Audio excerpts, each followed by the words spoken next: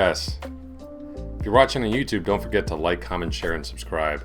And do come over to Twitch. Check us out. MVP_chess. Join the community. Watch live. All right. So today we got a new survival run to start. And then we'll jump in the 1510 pool. Big shout out before we start to the Chess Kid 1 for the follow. Welcome to Team MVP. Thank you so much for the support. All right. So what do we got going here? Basically even material, but I assume we're just going to get it done with the opposition here, which is really surprising for the first puzzle. Are you serious? It's not it's not a mate in one back ranker. We're actually talking about okay, it would have been, I think, more testing for white to come here and force us to play f6 to understand that we need to make a move to regain the opposition from our opponent. Okay. All right, here we just take. We go to the opposition to just hanging a loose piece. Okie dokie. All right, looks like we got a mate with the rook and knight. It's a nice one. And we got a back ranker here, supported by the queen. Mate in one. Taco Bell, man. Well, I suppose you could always just quit school. Obviously joking.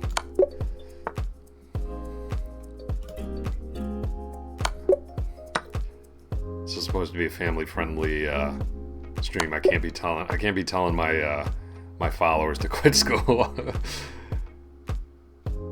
Just pursue your chess career.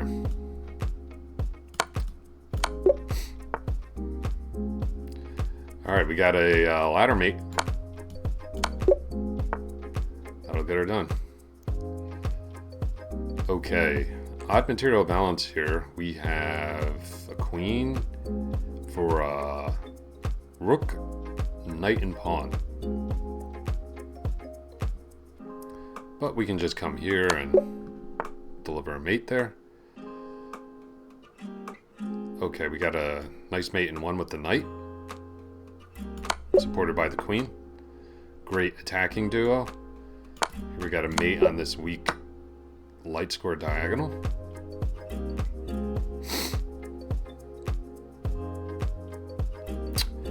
So if we look at the material balance in this position, we are down two pieces. So just grabbing the rook will be insufficient. We need to go after the queen. Grab this queen, and then and only then take on f5.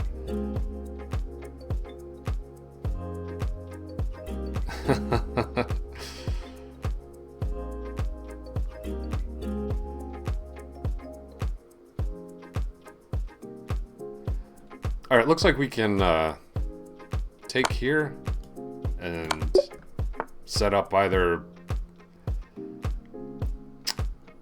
a smothered mate or some devastating fork there.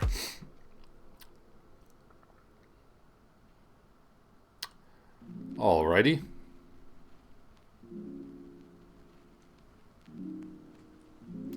So we're down the exchange in this position. We could give a check on f6. And if the king steps to h7, bishop takes f5 is killer because there's a pin there. If the king steps forward, yeah, we can just drop the bishop back. So I think this works. Again, not the, you know, for a puzzle rated under 1,000, pretty tough. This is the correct rook to take with so that we can come over and give mate. So here we're just going to clear this bishop out of the way so we can deliver mate with our queen. So we get this check first, and then we have this discovery, and then we bring the queen in. Okay, I actually had this mate one time over the board. You check, and then the knight comes here, and then you mate with the pawn. I had in that game I was talking about, I was playing the black side of a King's Gambit. It was kind of a rapid time control. I was much worse. Like, I had a losing position, but, you know, my opponent was low on time too and just got his king kind of stuck on the edge of the board, and I had that exact mating pattern, which was pretty nice. So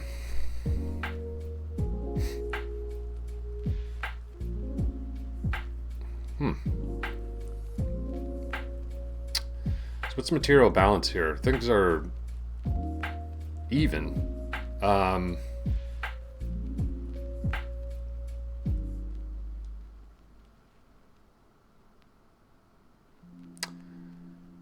Our queen is on prise now.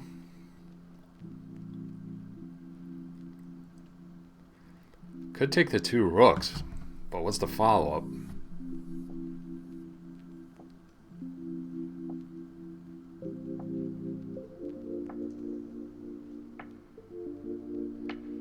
We'd have a follow-up with the knight, so we'd actually end up winning the queen in that position. So this works right here. Very important move to make.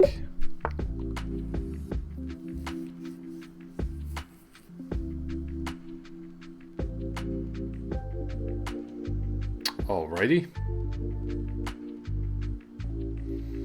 Looks like we just got a mate in 1 with the bishop. Kind of a sneaky move, a lot going on. This bishop's just kind of tucked away in the corner, but it works.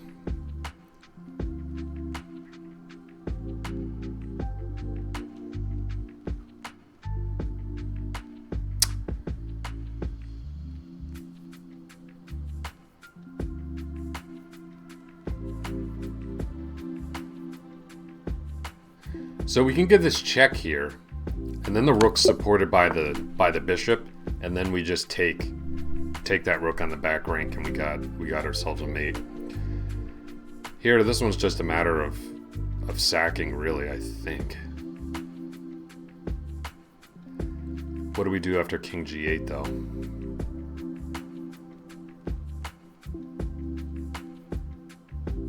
After king g8, we just sack the rook. Rook h8, king h8, queen to the h file, and then we give mate. Yeah, that'll do it. And it's important to come here just because h4 is defended by the black queen, so that'll be mate.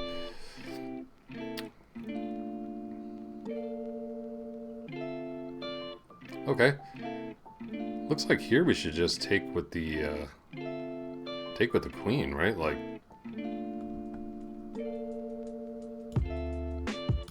what else is there? And then we'll just duck over to the side and mate him. That was a weird one. We got a mate in 1 here. A little lighter mate supported by the knight. That was nice. Here we can just remove the defender and pick up this rook in the corner, it appears. That looks good to me.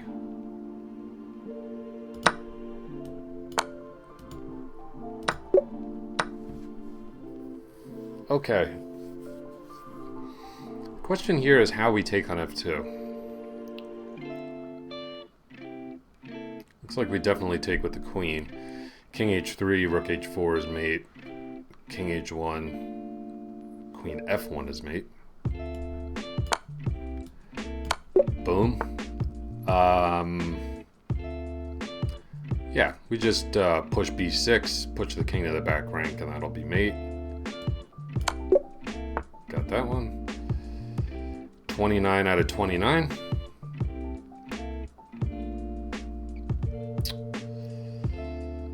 Let's see here.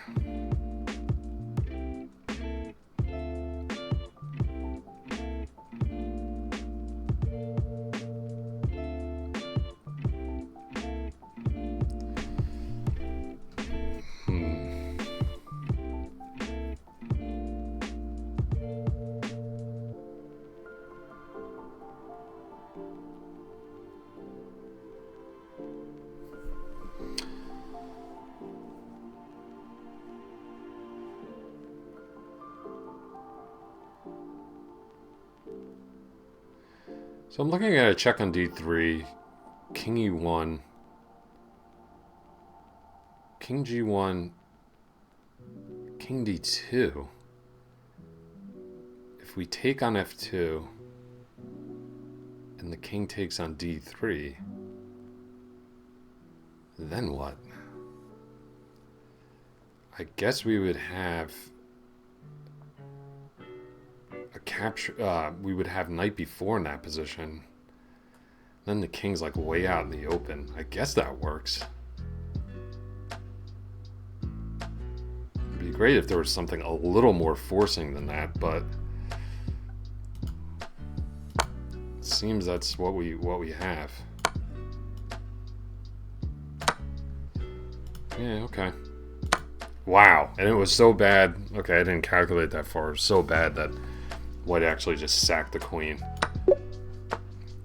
Okay.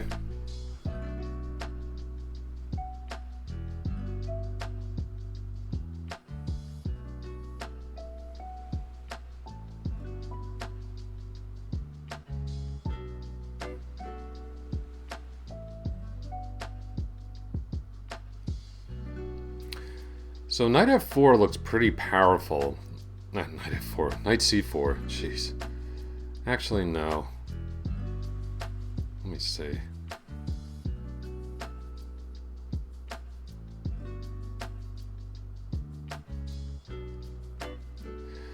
Actually, we capture on c1. We capture on f1 first. Rook takes f1, and then we play knight c4. And the problem is,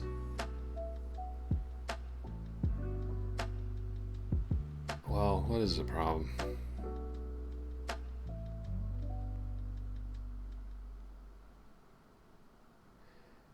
Yeah, the queen can't defend both this knight on d4 and this bishop on h6 simultaneously. But we need to play knight takes f1 first to remove this bishop.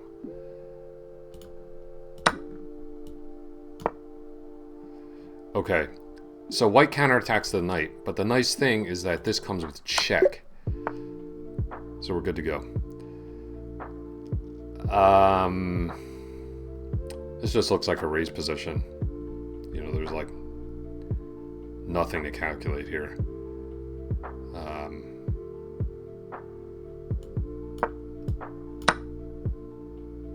Just got to make sure we start pushing right away. And what is the best move in this position? This is a bishop's pawn, which can be drawish with my king so far away. But there are two pawns on the side of the board, so there's no stalemating techniques. And I think I can just come all the way back here. All right, 32 out of 32.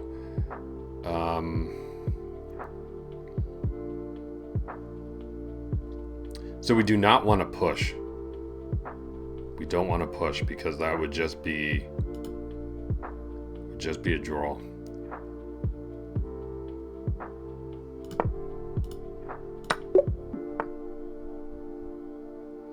And we win the bishop there. Here we can play rook dh1 and either threat mate, or we're going to win that rook in the corner. So we'll just win the rook in the corner.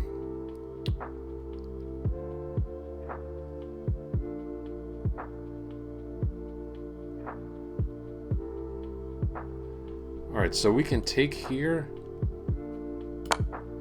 And then we're gonna mate on the dark squares, but we gotta be careful. We can't just go to h8 right now. We just gotta come here. Mate on g7. Chess player, what's up, man? It's good to see you.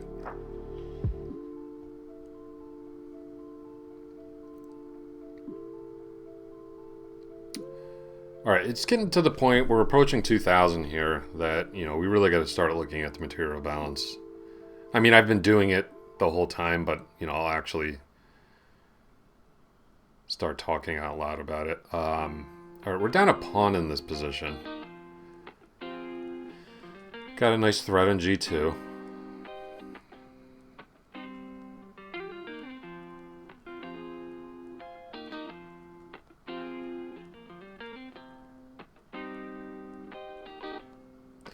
Actually looks like we can take on G2 and then take on H2. Sick move. And then if king takes, we bring the queen in with E2.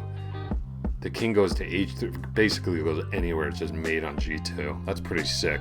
And the knight is supported by this bishop on E7. Cool. Boom. Nice move. That was a nice tactic. All right, here's just this is like an attraction tactic, right? If you just kind of visualize this, if the queen gets to here, if we can move the queen right here in this move, it would be mate in 2. And we can make that happen by just sacking the rook. Here. Okay, and there's our pattern. The queen's there, mate in 2. All right. So it's important how we check here. Rook c8 looks really tempting, but uh-oh. Queen takes c8 would suck big time. So, let's evaluate the other checks that we have. Rook f2. That would force...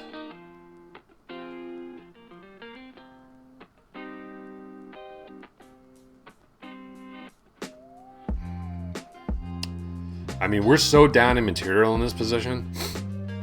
You know, we're down a rook and a knight. That pretty much everything that every move that we make in this position has to be a forcing move, basically a check. Otherwise, we're just toast.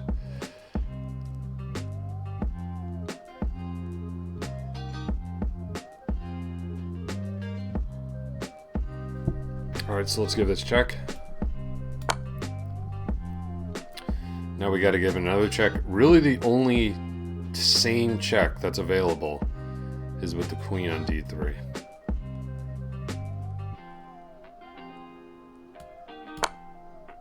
And then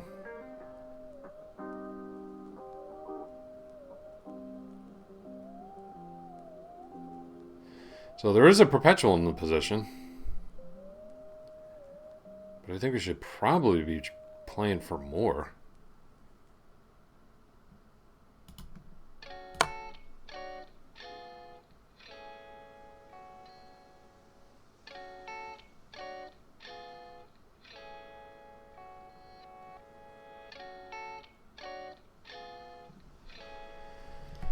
Okay, we could win the knight.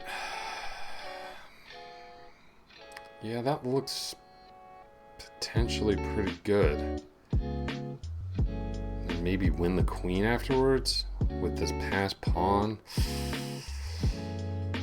I don't know about that position though. 2 rooks against the queen like that. Is there something better?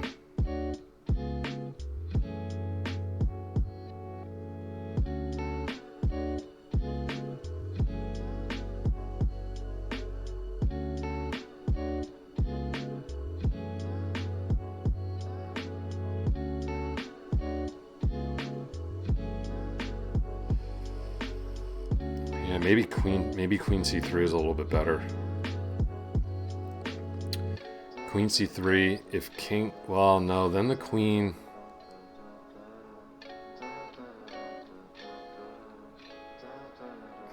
I still think that would transpose kind of. All right, let's just take the knight. That was a tough one. That one was tough. All right, here we got, it looks like just queen takes c6 because of this pin. You know, our king is a little exposed, but black doesn't have enough pieces around right now to make any trouble. Looks like this just wins. Yo, pin drop, what's up?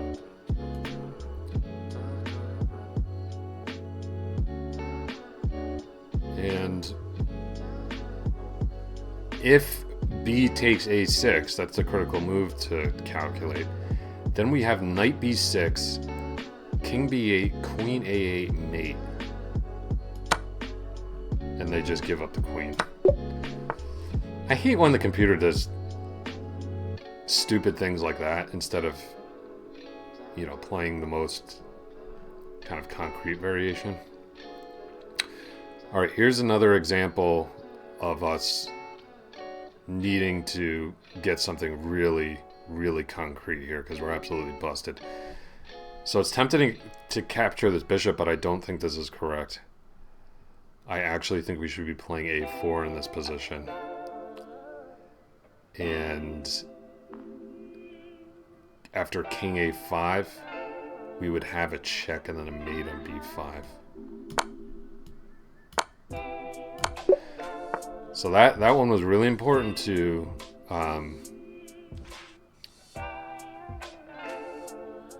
understand the situation on the board and the material imbalance that existed. Okay, this is actually a mate in one, surprisingly.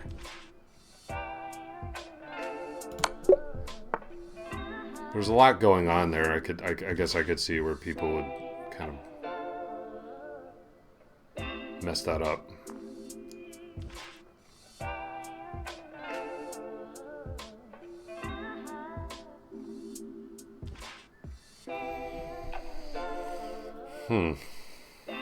Okay, so we are down a rook in this position. We do have a pawn for compensation, which is obviously insufficient, so we really need to look for something really good here. I mean, I think we have to take on f2 to start.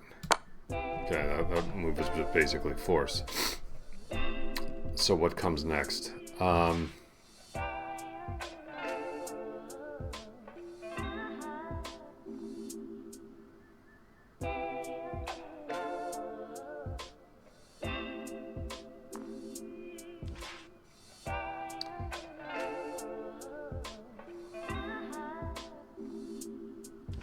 Hard to say. Kind of a tricky one. I'm gonna turn the beats down a little bit. They seem a little loud to me. There we go.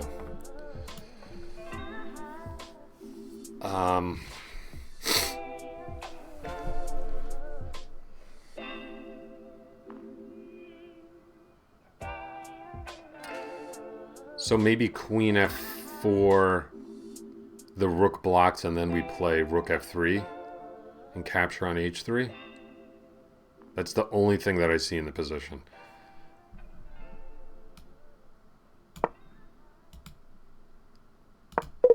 No. Wow. Man.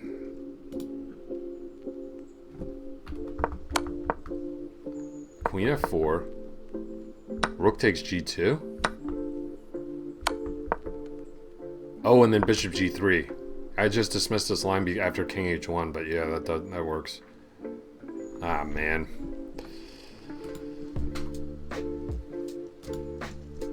Alright, we got a strike there.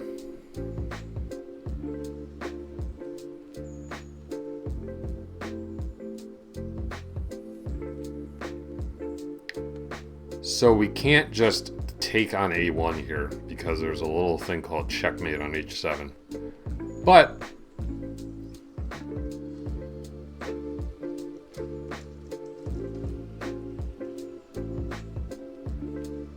we can play this cool move, queen g6.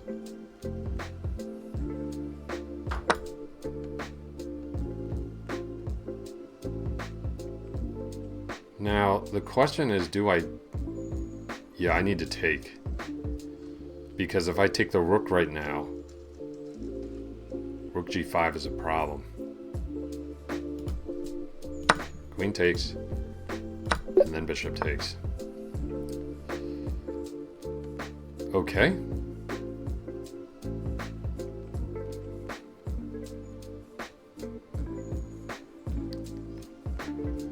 I mean, I think we have to start in this position by giving a check.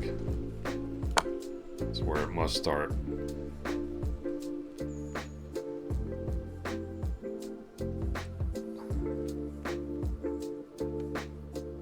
And then what?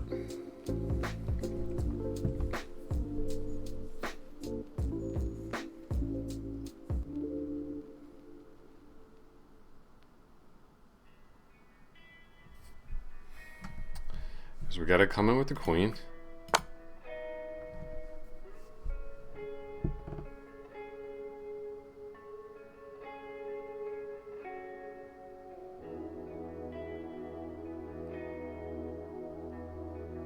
So if we take on d1, king takes is forced. We play king f1. Queen interposes. Then we've got this move bishop f2. That seems to work.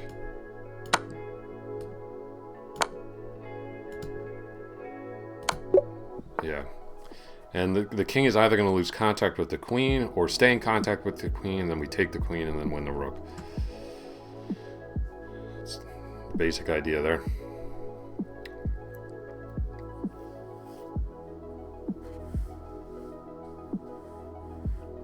Now here I think we can combine threats against this bishop and winning the rook in the corner. But first we have to displace the king. Yo, $5 Chen, what's up? And I think we do that like this. And then we play rook g7. Okay, and then we can come here and win the rook in the corner. Okay.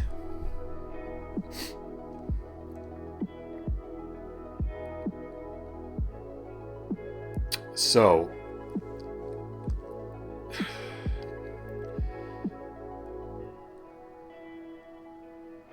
this one looks tempting to start bringing the king up, that's for sure. King would go there, here.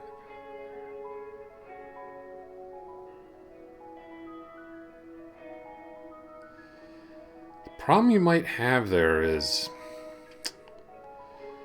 I think there's going to be a king on b1, on g1 rather. You don't want to end up with a rook pawn and this king in the corner. So I'm wondering, let's just try to push h4 immediately. h4, king f5. Like h4, king f4. g3.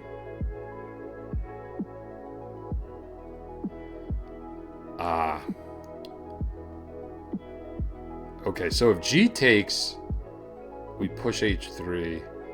No, that doesn't work. We absolutely have to bring the king out. Okay.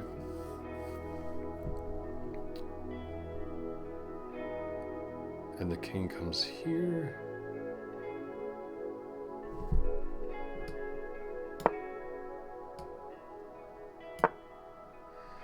So I guess the king does make it to the corner, but we just got to make sure that we...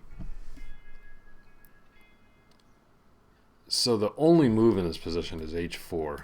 We just got to make sure that we're not stalemating our opponent. We got to make sure that we're not leaving ourselves with a rook pawn. So we come here. Now, only move here is h takes. You cannot play king takes because that's just a stone cold draw. And then we have g2, forcing the king away, and then we have king h2. That was a good king and pawn ending.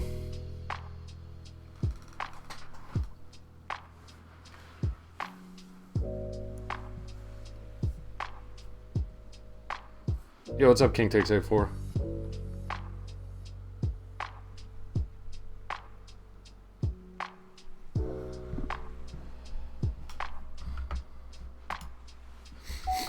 I'd like to see you flip my chessboard. Oh my god. Depends who your opponent is, right? That's a weird idea.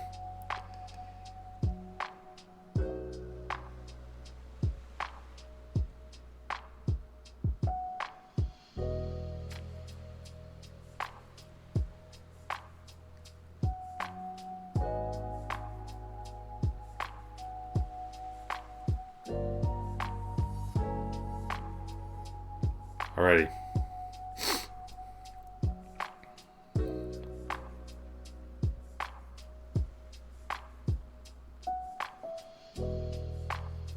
So looks like we can give this check on b5 and crash through with the rook. That looks really promising.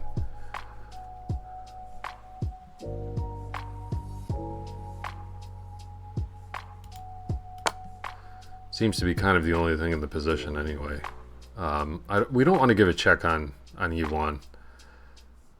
That's not going to be enough. I think we gotta come this way, and yeah, and black just gives up the queen. Another one of those silly computer moves.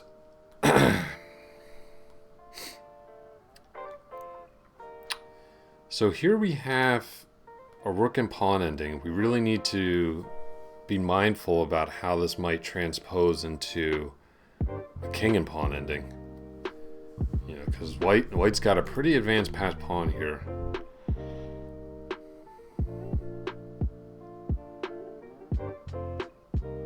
So you might be saying to yourself, like, well, can we just deflect the king and win this rook and push our pawn? That would be a good plan, but for this pawn.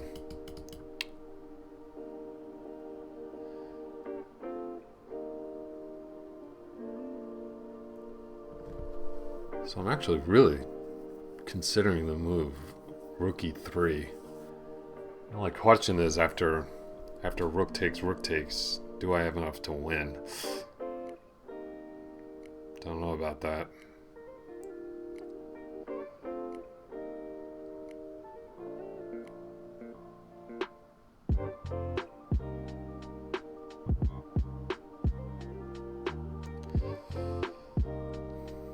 Yeah, rook d2 is just not getting it done. So I think we got to defend against this passed pawn. Oh, that one was wrong. I had a feeling that was going to be wrong. Just b4 here. Wow. Wow. Okay. Just b4, keeping everything defended. If the king takes, we just take here and our pawn's faster. These two pawns are worth more than a rook anyway. Well, probably not since the king is there. All right. Yeah, that I was a little lazy on that one. That was a lazy move. I mean, black is still better in the move I played, which means it's not a great tactics puzzle. But you know, I'm not gonna make excuses about that. It's tough sometimes when you just see like basically a winning idea. At the very least, you're only playing for two results, a win or a draw. There's just something better.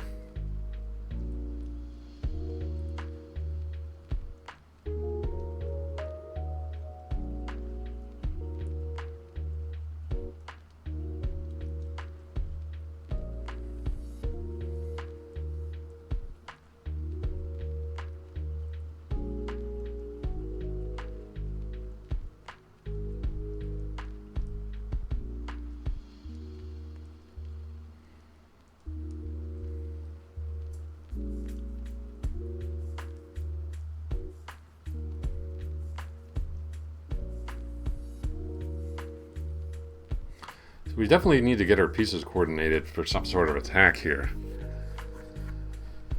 I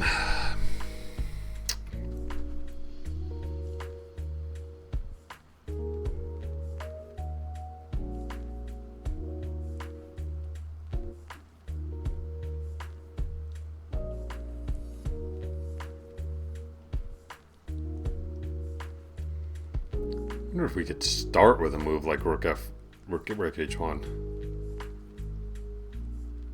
Probably not. I think we need to play forcing moves here. No. Alright, that was a tough run.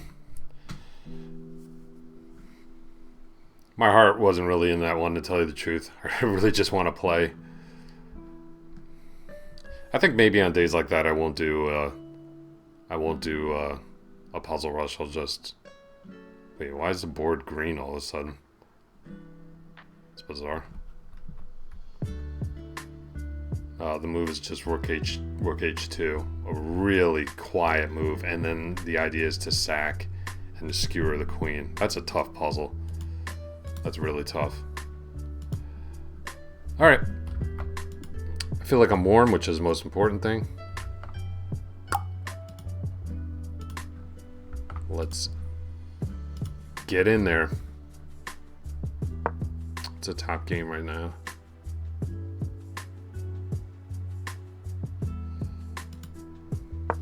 Whoever these dudes are.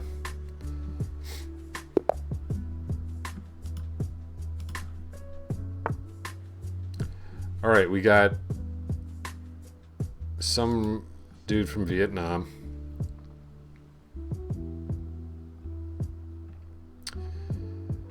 With a really sus account. Sorry, dude, I'm not playing you. There's sus, and then there's just blatant cheater. And I say that because I just reviewed his previous games. I don't know if you could see that on the screen quickly, and he was beating a lot of... You can't see the board. My bad. Thank you for that. There we go. And I have had confidence saying that because a lot of the people that this guy was beating had their accounts closed already, so we're not going to mess with that guy.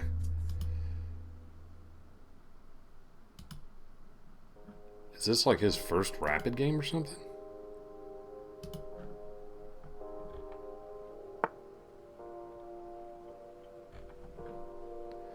This is a relatively new account. Really don't know what we're going to get here.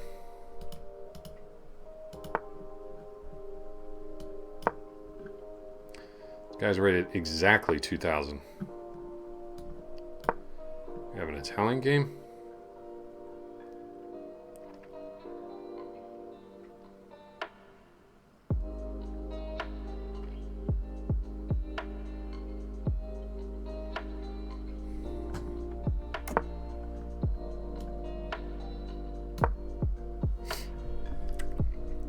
Opponent castles and plays the Joker piano.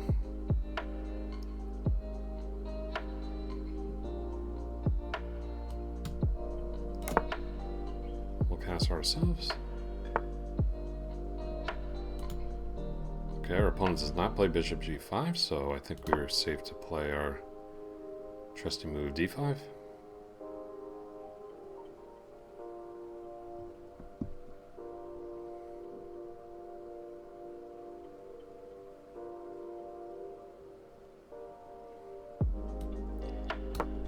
Remove this capture.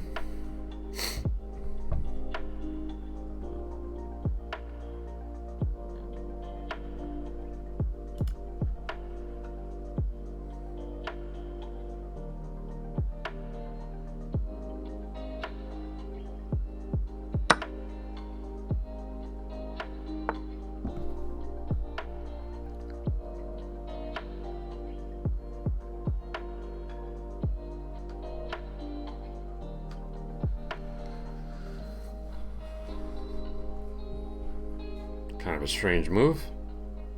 Bringing the queen out that early.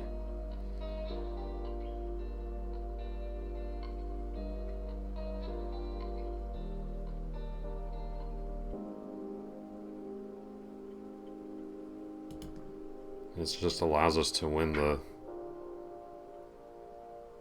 light scored bishop, right? Hey, chess wizard.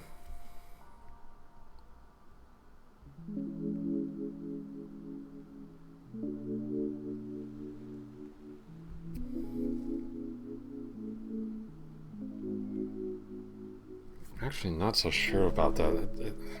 Knight h5 looks like a pretty loose move.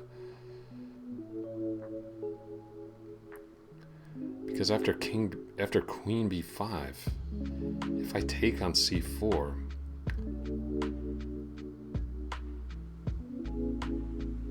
my opponent has d takes.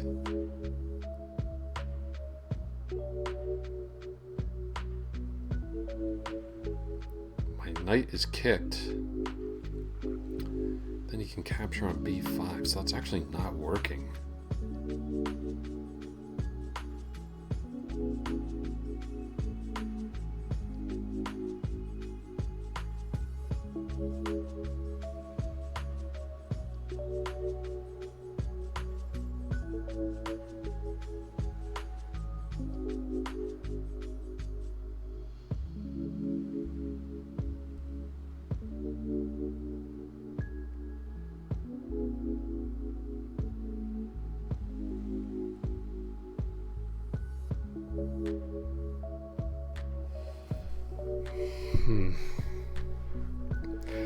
Yeah, this is the type of position in a Nintendo game where I would have played knight a5 already, and I'd probably be down a piece and losing. But I need a minute to figure this out.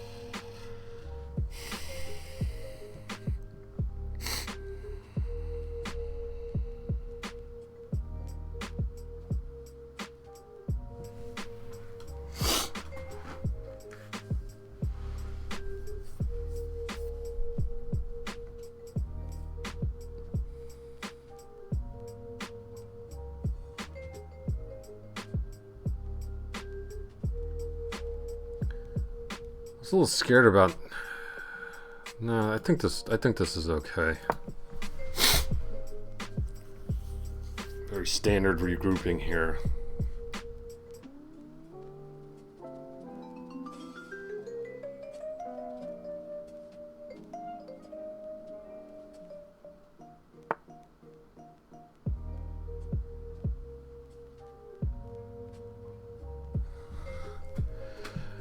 Okay.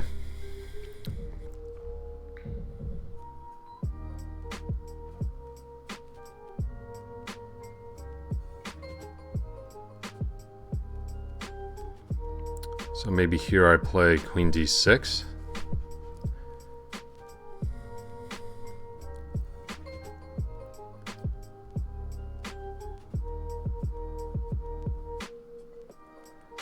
Just gotta make sure I'm not running into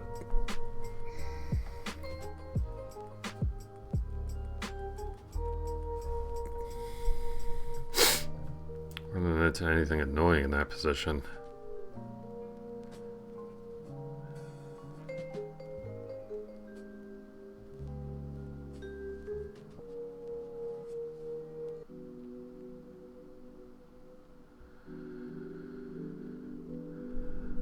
I think my opponent's a ways away from being able to play d5 comfortably.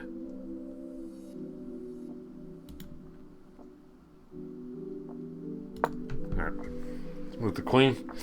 Queen was under attack.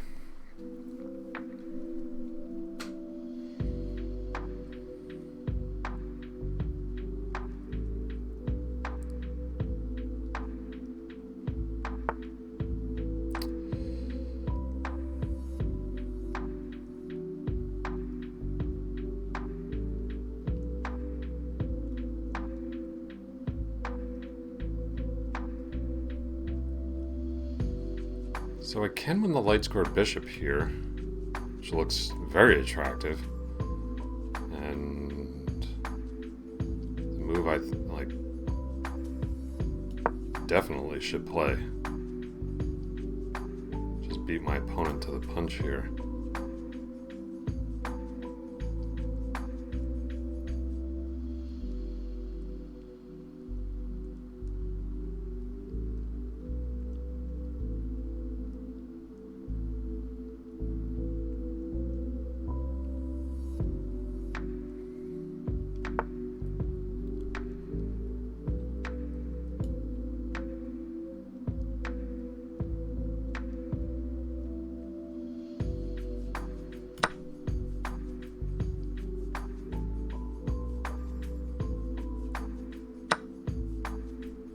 Okay, so he took with the knight, which was a little surprising.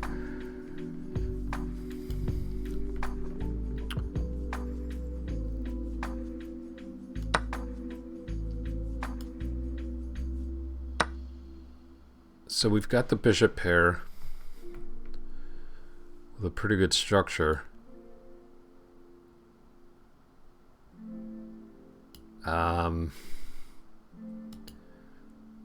Kind of tempted to play f6 here. Don't know about that move though.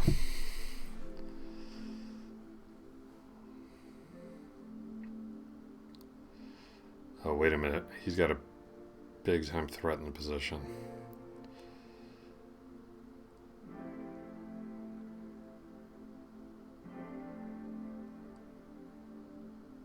All right. What am I playing here?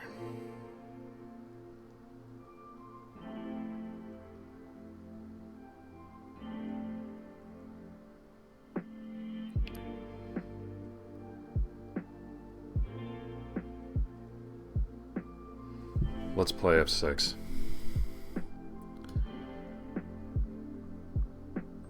I've changed my tune with this move based on just the concrete variation I saw. I was like, well, I don't want to play f6 and potentially have to trade off my bishop, but actually I wouldn't mind that.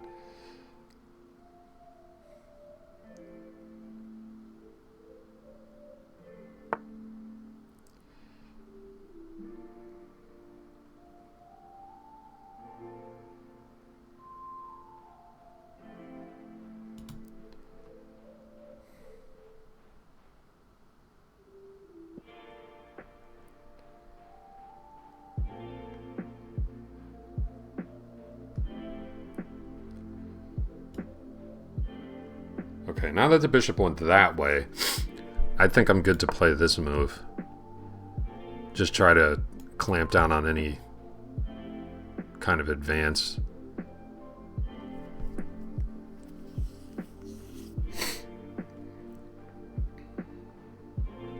Because I kind of, I want to stop this majority he has. Whoops. But also keep the bishop on this diagonal. Now, the important thing to realize in this position, the really important thing to realize in this position is that if all the pieces come off the board, I am winning.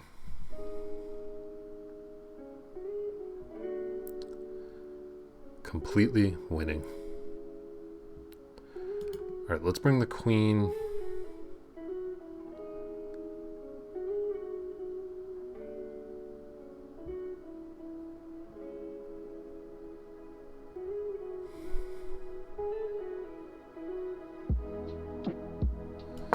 Bring the queen off the file. And why do I say that? Well, for those of you who play the Ruy Lopez exchange variation with either color, you'll know that I have a healthy 4 and 3 pawn majority. My opponent has a crippled 4v3. So, in any endgame,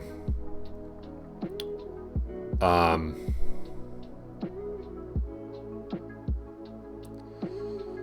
is it in my best interest to keep the queens on the board or to exchange?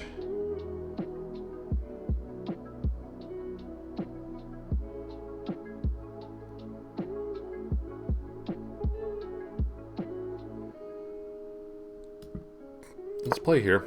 We'll keep the tension. See if our opponent takes. My opponent cannot make, as long as I handle the pawn tension correctly and everything, my opponent cannot make a pass pawn with this majority, whereas I can. Every king and pawn ending in this position will be winning for me. So I have no issue trading pieces here, just liquidating. And just given the nature of the position, we have only one open file. We already have this queen tension. Chances are the heavy pieces are going to be exchanged pretty quickly. I also have the bishop pair, okay, which you could envision me being able to dominate White's knight with one of my bishops, exchange it off.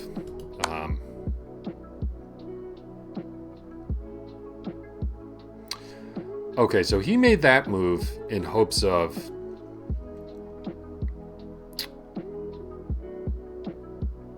fixing his majority. Alright, that's an interesting move,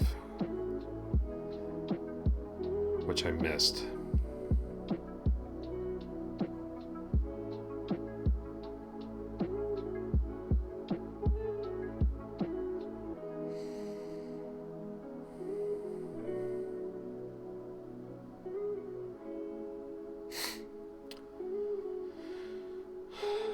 See, the problem is if I play king h8 here,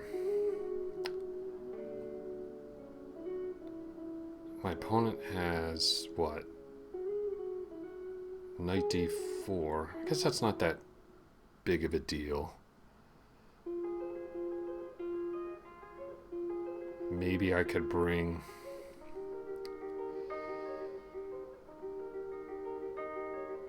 a rook to the file and look to harass the queen. Really don't want to take, and ideally I don't want to mess up my own structure with bishop e6. Maybe bishop e6 wouldn't really be that bad.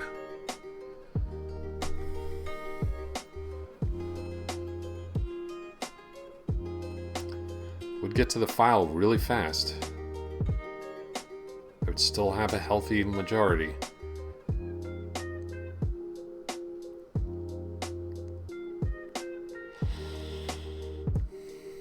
How easily could he attack this weakness on c6? Is it even a weakness? He doesn't have access to d4. He doesn't have access to b4 with his knight. It's on a light square. I actually think it's okay. And this does get my bishop to a really nice square. Alright, I'm going to do it because I'm also going to get to the open file really fast. We'll see if that was a bad decision or not.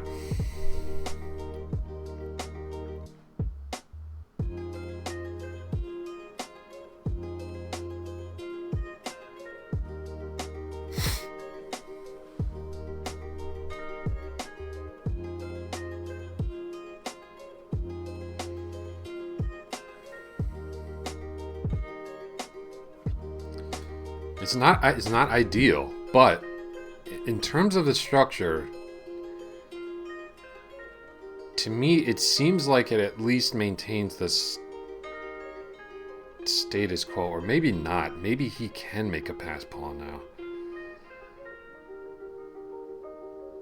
I guess he can after b4. Well,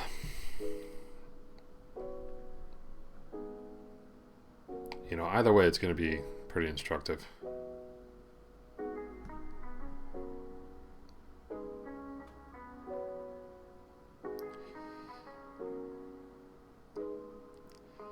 Twitch has been absolutely pestering me to make a trailer for my my channel. So I actually did it this morning. It's nothing crazy. There are no like you know, Canty's got one where there's like explosions going off and stuff. It's basically like the preview for you know, a summer action blockbuster. It's not that. It's just me telling people who I am and what I'm doing and when I stream, basically. That's it.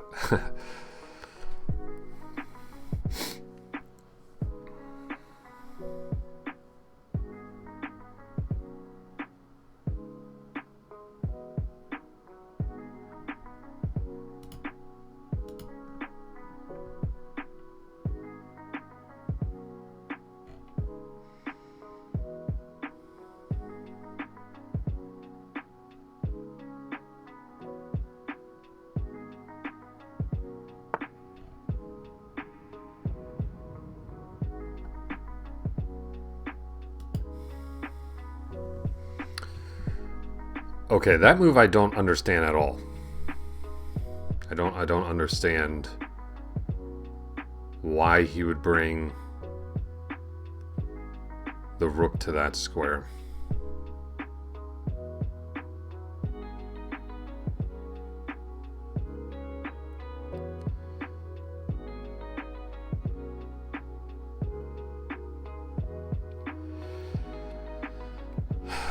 What to do now?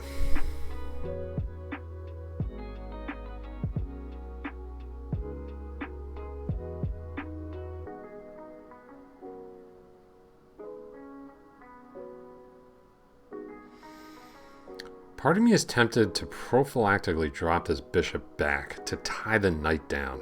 Like, I don't want the knight to be able to play knight e4 and gain time on my bishop. I'm going to do that.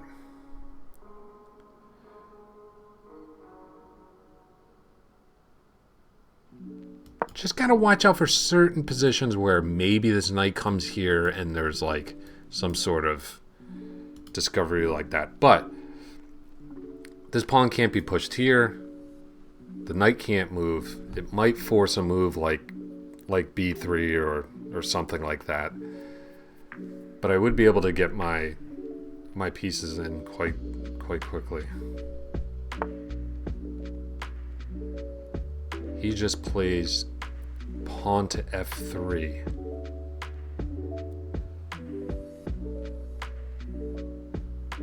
Okay. Let's get our rooks in. Let's hit this knight. This knight doesn't really have a great square to go to.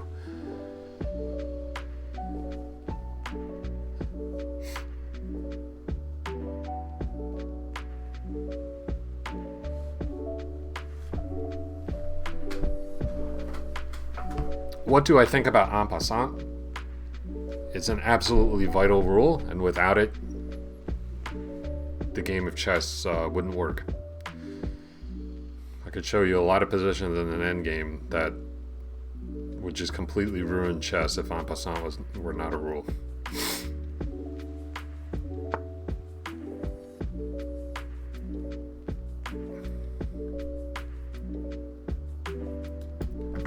All right, let's begin.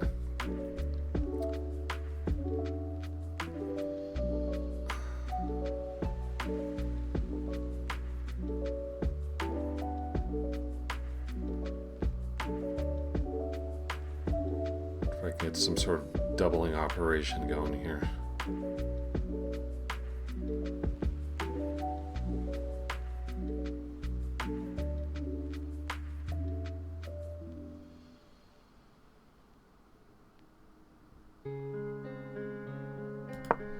Let's do it.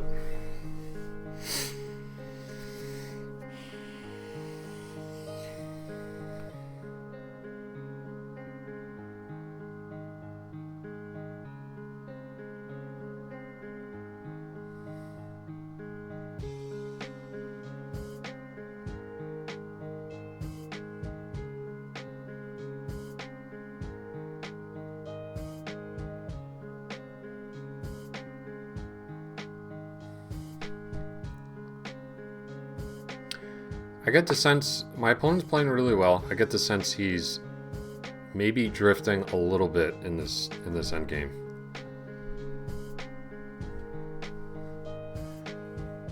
Now I think I can take. I think I should take first.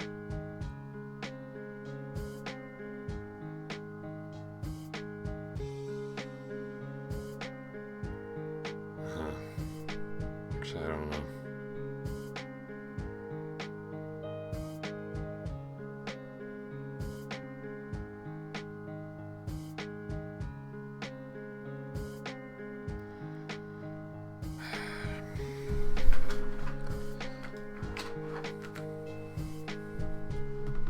Actually, no, I'm good to go. I'm good to go. I'm good to go.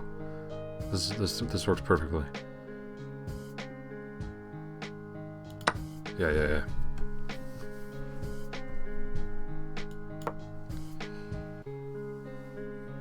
So this is exactly what I wanted, actually. So as we kind of predicted, I mean, it wasn't too hard to understand. Okay, so he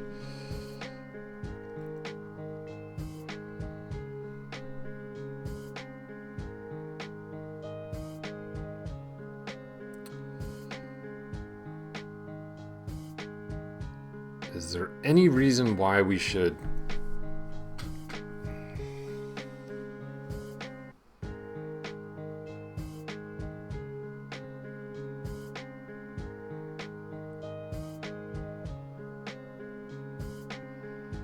gotta make sure my bishop doesn't get buried. Yeah, let's just come back. Let's just take this and duck this bishop back. No entry squares for the rook. None. So this this open file that he has, and this is like one of the many awesome things about having the bishop pair, is a total non-factor. Okay, there's nothing doing here. Okay, so my opponent is looking to maneuver the knight into here. I think that's a good decision by them.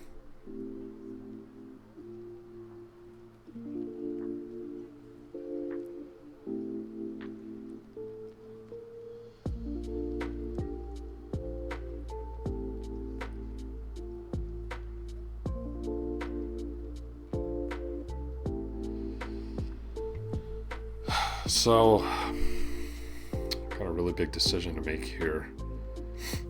I don't want to end up with bishops of opposite color.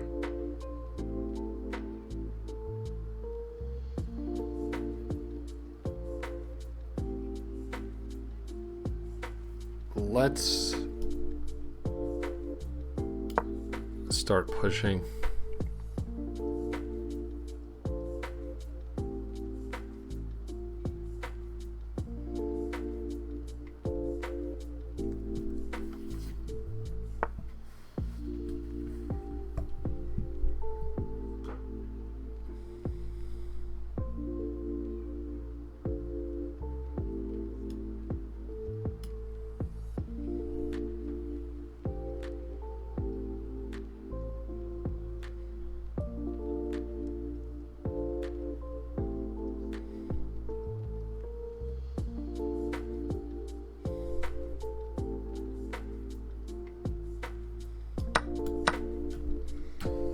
We'll take and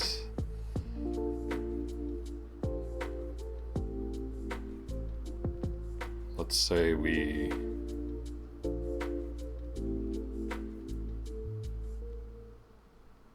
pressure this pawn.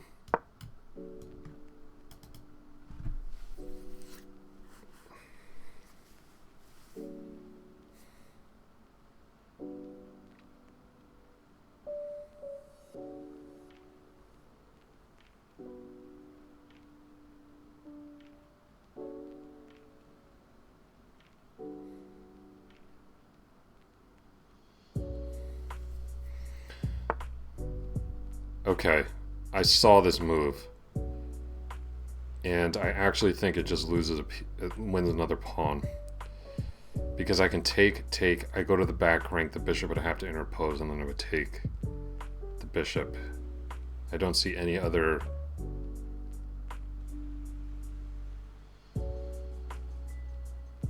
well,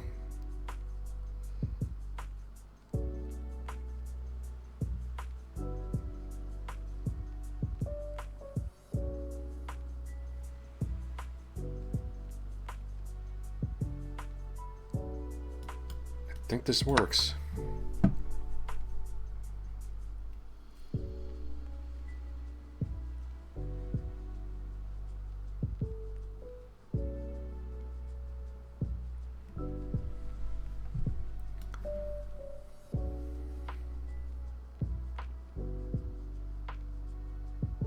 Pre-move this move, I guess.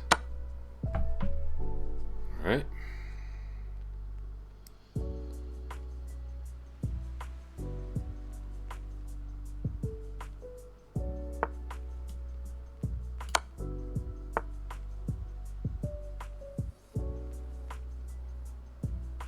Okay, now where to come with the rook? We are up 2 pawns.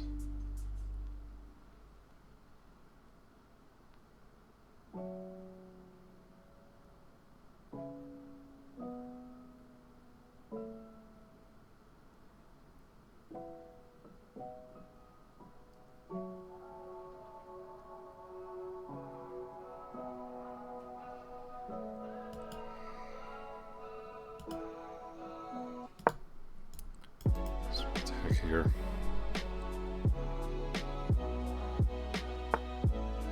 Oh, he exchanges. This does allow mine. Let's see here.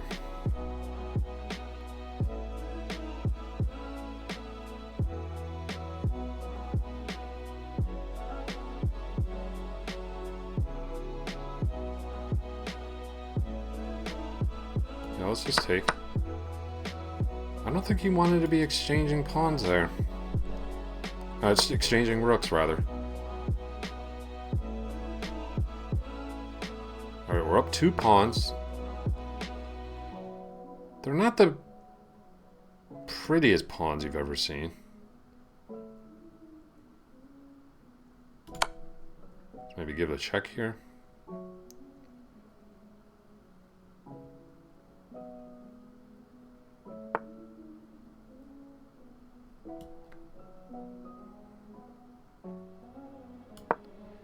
Come here looking to start pushing our majority.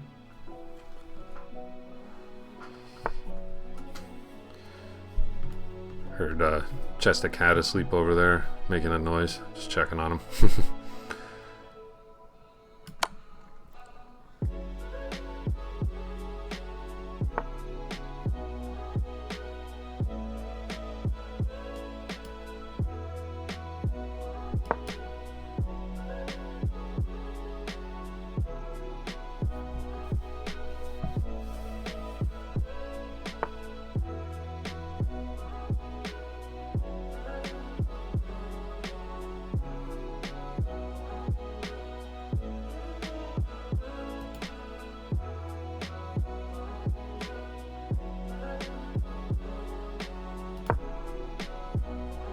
Move the bishop back.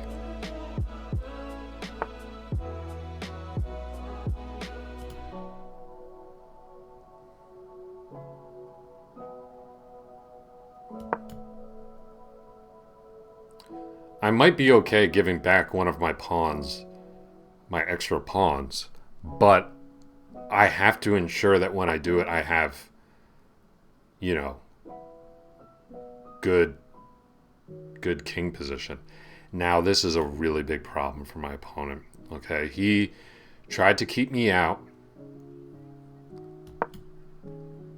which, you know, is a good idea, but now his knight is completely dominated, which is another reason why bishops are can just be completely better than knights. There's no way to avoid the exchange of these pieces now. And I can even just support this bishop with f5, move the king over, force this knight away, exchange the pieces off, and then we have a completely winning king and pawn ending. You know, since I'm already up 2 pawns. You know, there's no risk of like some sort of undermining move with c5 or whatever. It just doesn't work. Let's see. Yeah, let's keep these nice and mobile. Welcome everyone in the chat.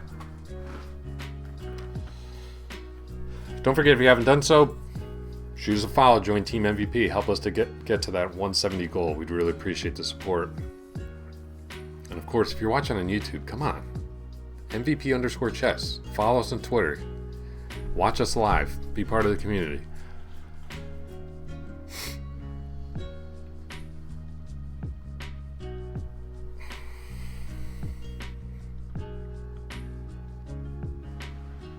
Just going to take a really quick stretch break while my opponent thinks.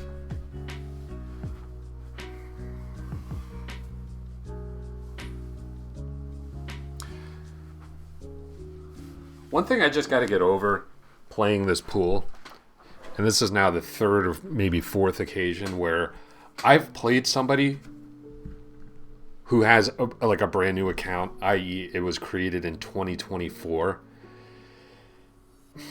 Just in my experience, that is just the biggest red flag, especially when you're playing somebody at my rating level.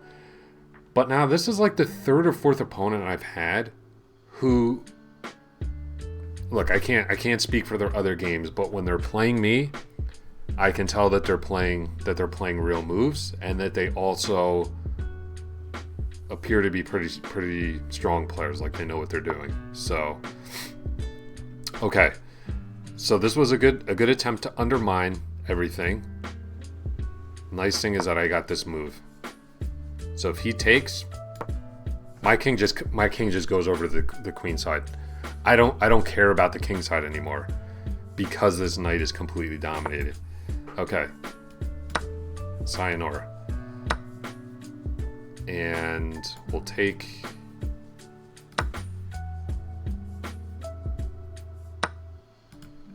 And we'll take here, and yeah, this game's over. Let's see. Okay, and my opponent resigned. Really good game. Der Todd, thank you for being an honest player who plays long time controls. We need more people like this in the online chess scene. We just do.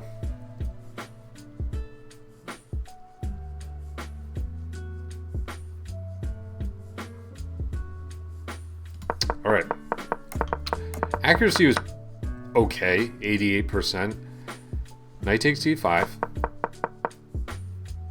Oh, I should have just, yeah, what am I doing? What am I doing? Just take directly. And then maybe bishop e6 here.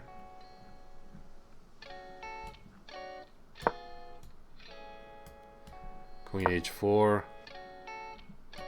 Yeah, f6 is always an idea in these structures. I just gotta accept that, you know. And normally you're playing it once the light scored bishop has been traded off. So that wasn't best, but it kind of transposed. Oh, nice. Okay. See, this is the thing about game review. It just completely glossed over the most critical part of the game. Queen c6. That was first of all, it was prophylaxis against two things: a rook coming to the d file, and also this move. Because if queen here, if the knight comes in, we always have, you know, bishop f5 just chopping it all. But that wasn't best. So bishop d7 was. Queen here. The computer is trying to tell me that queen takes d5 is the best move in this position. There's no way.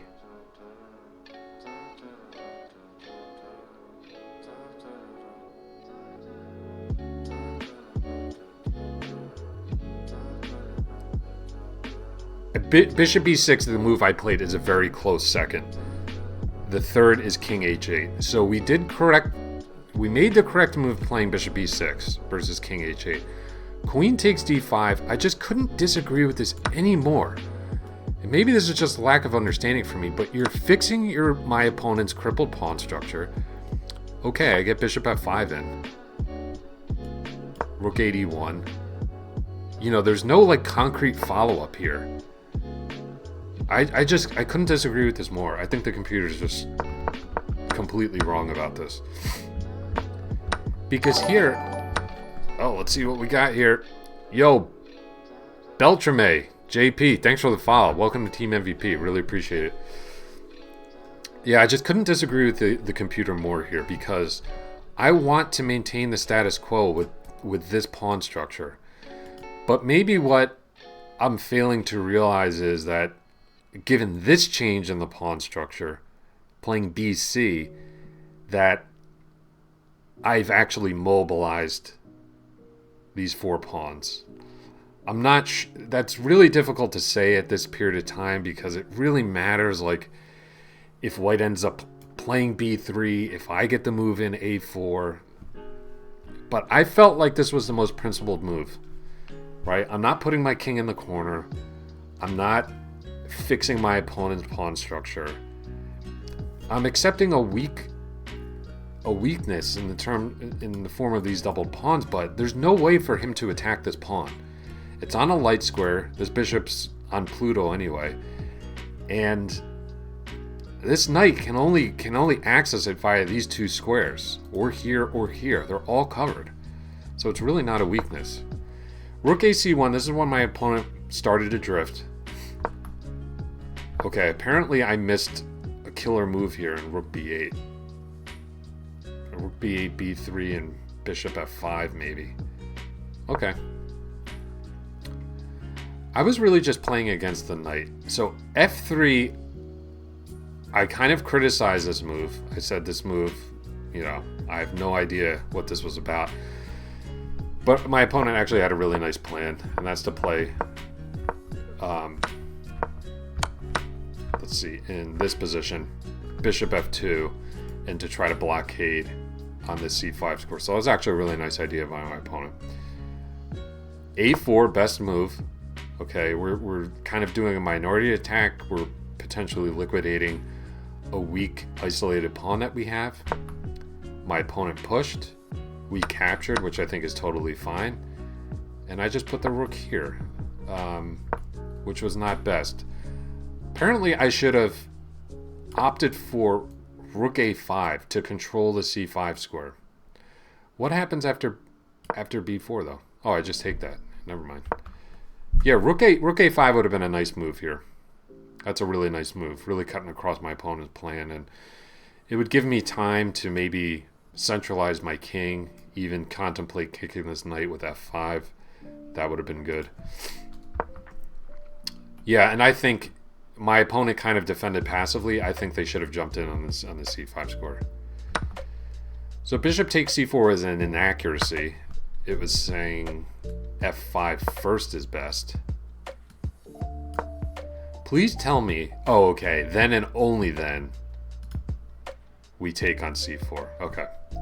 At first I thought it was going to tell me to give up my dark square bishop for the knight and invite an opposite colored bishop ending. And I'm like, then I would know that the computer is just completely wrong about this position. Okay, I took here, and he just simply captured. I was wondering about rook d7 here. This was the one move I was kind of hesitating about. We just take on b3 anyway. Let him take here, and then we play this position. There's a check. The nice thing in this position is we have rook e2, really saving us a key tempo, and then we play bishop d5. Rook takes, bishop takes, and then maybe rook c2. With a pretty good position. I can play h5 in order to activate my king. My king is not stuck on the back rank, so I think I'd be looking pretty good there. He took instead. So that was a nice tactic that we found, just exploiting the back rank, and he exchanged rooks. Big mistake. Okay, when you're down in material, of course, you need to keep the game complex, and especially when there's still pawns on the board, keeping rooks on gives you drawing chances. Okay, his margin for error was really low, because if I'm able to force the exchange of these minor pieces, the game's over. King f7, best move. Bishop check, best move. King here, best move. Again, best move. I offered the exchange. He came back. And then he got really paranoid about me jumping into c5 rather, which he should.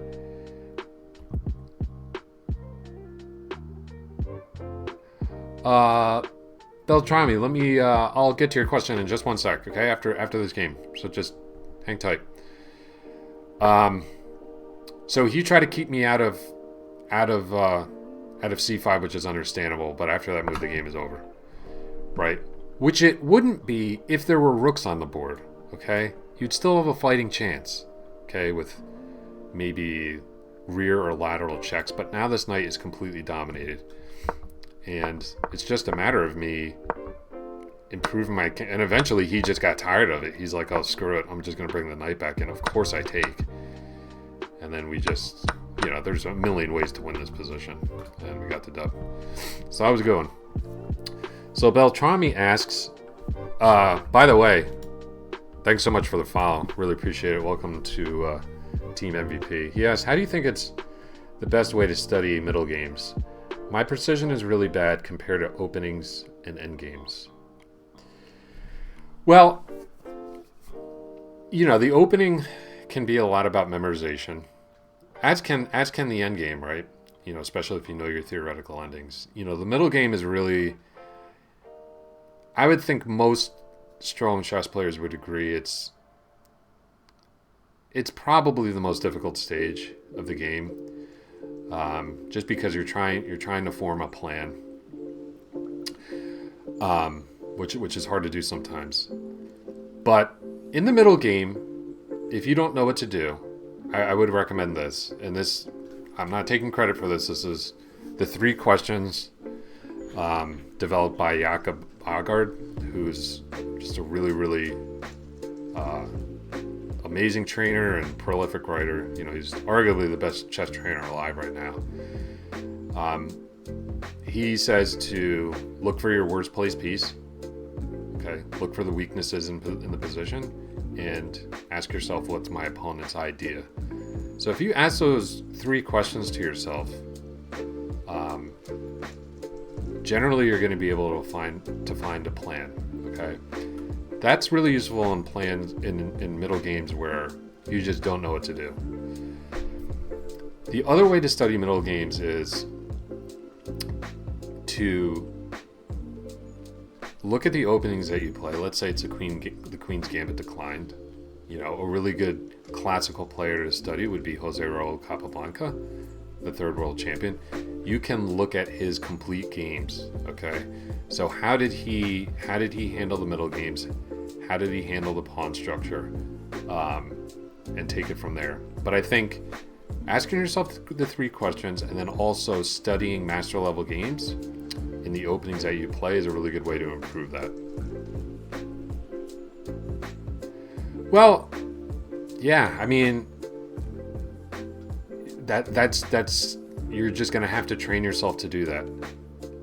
You're gonna have to finding your opponent's idea. You may not be able to spot all of them now, but I'm not sure what your rating level is, but a lot of my students, especially my younger students, you know, in elementary schools and stuff, they don't even consider their opponent's plan.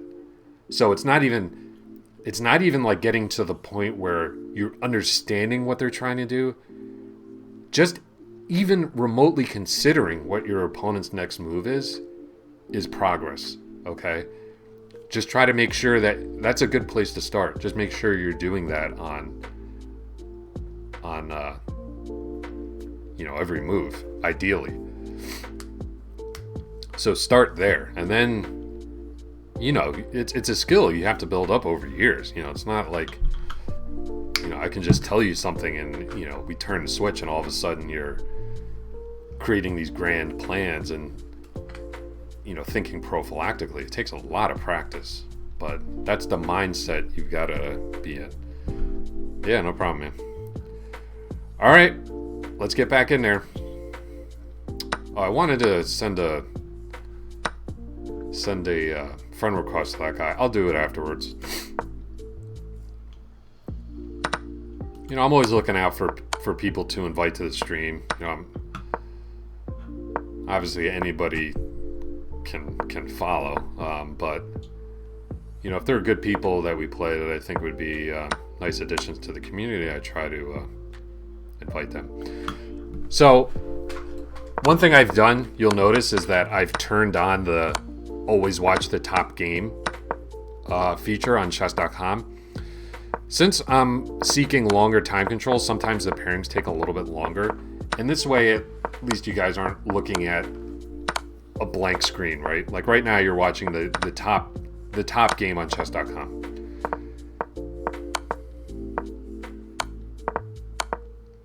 Yeah, and that's obviously excellent advice from WV Chess, who is a higher rated player than me.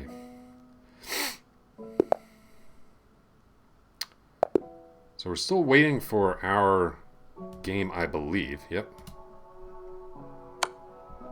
Just want to make sure I'm not missing it. This is an awesome feature. I don't know how long they've had that. It used to be like you could watch a game, but once it was over, that was kind of it. I'm sure I'm like really late to the party on this one, but for streaming, it's nice.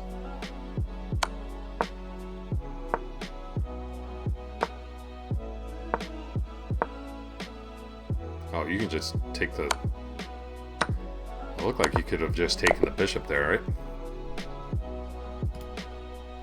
Still waiting for this 1510.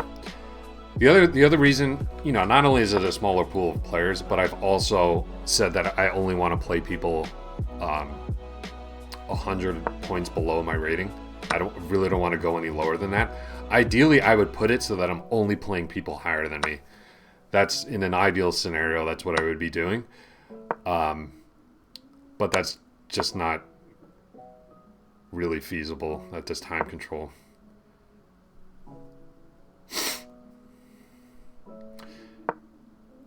Yeah, so Beltram, as you see, WV, you know, he's a regular here. He's also a sub to our channel, which we really appreciate, and he's always,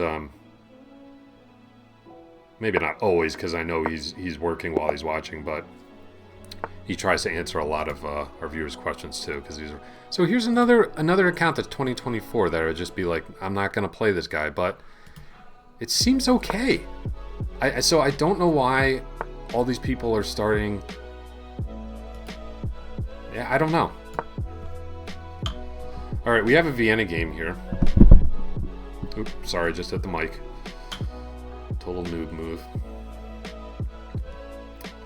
So it seems like on average, you know, we're getting, you know, a decent puzzle rush in, and also we're able to play about 2 games.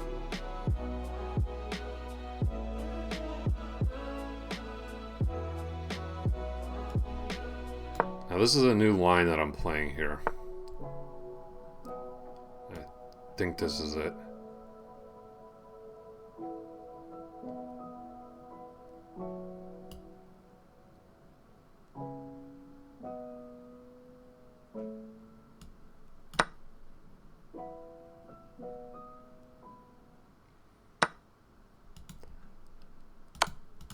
I think this is the line.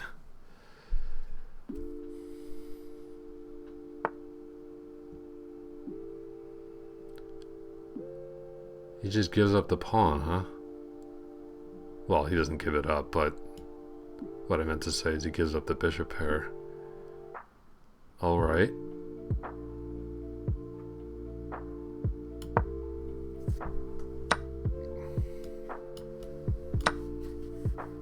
All right, I mean, we got a nice little something in this position.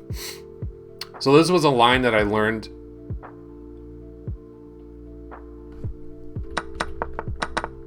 No bishop c4. This was a line I learned in Shanklin's course, so we'll see how it goes.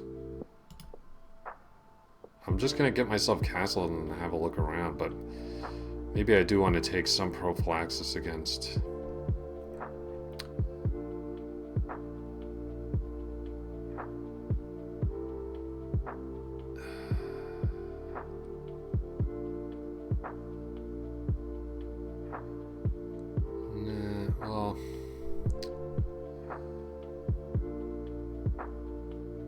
Oh, the Frankenstein.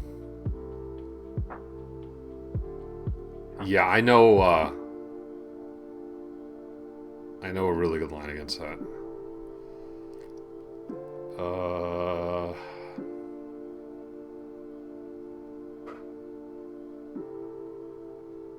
right, let's just come over. My opponent's definitely looking at knight d4 ideas, I would assume.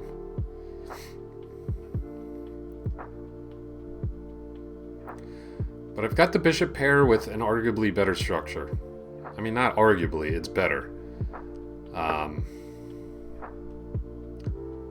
That's a little surprising.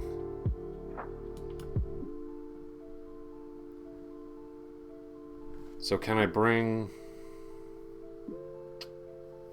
Maybe I should play b6 now. Not so much that I'm not really worried about, like, bishop takes, right? You know, shades of Fischer Spassky. I'm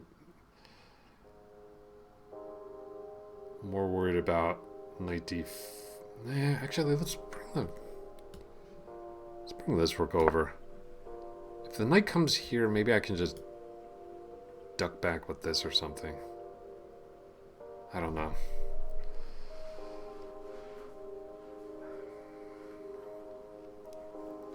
I think even if I was to lose this e4 pawn, I think my position would be okay. So I knew this line, this queen h4, queen e4 idea, and this. But beyond that, I haven't really looked at any, you know, model games or anything like that. But it's a nice line. Like,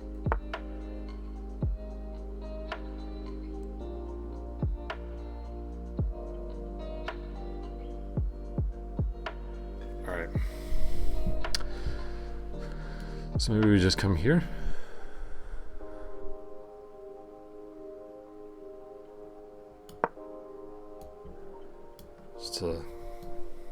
Bishop stands really well there, I think.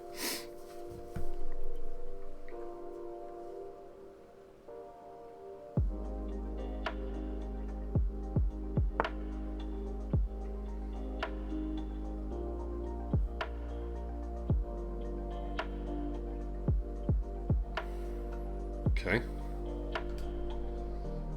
Just drop our bishop back, right? That looks good.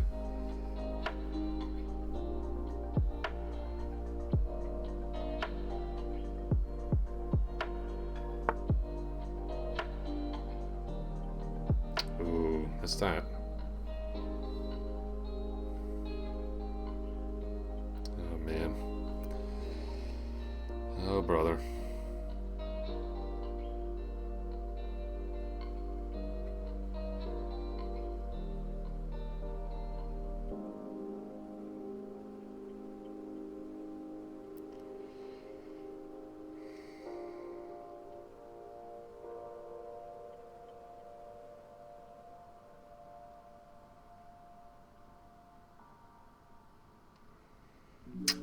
Yeah, I got myself into some trouble there. Probably should have just taken that knight. That's definitely a weakness of mine. Sometimes I'm just way too overprotective of the bishop pair, or I do too much to obtain it.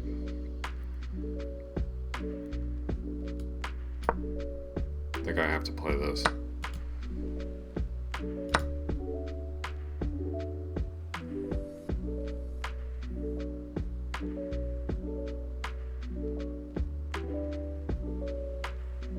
I don't even think this works.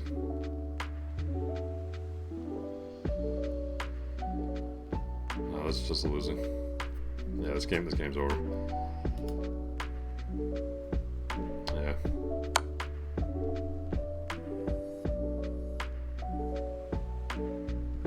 This is GG. Man. Very high accuracy from my opponent, but I mean, it's kind of be expected. I kind of played like a clown.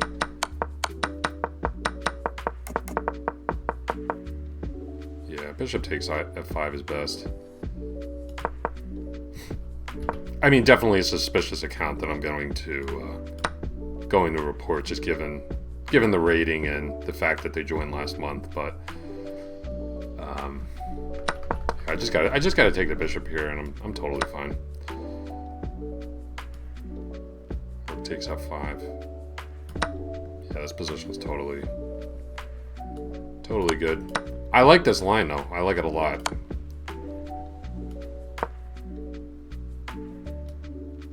Maybe rook d5, putting pressure here. All right, let's get one more in.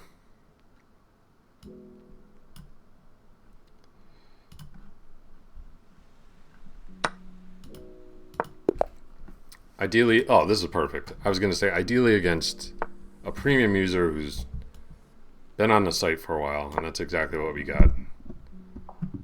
So good luck to Casilla.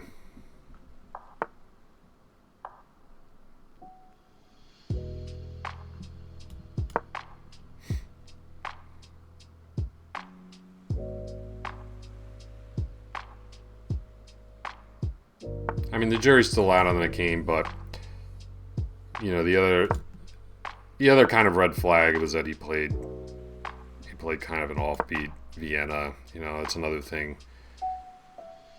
people do to kind of artificially manipulate the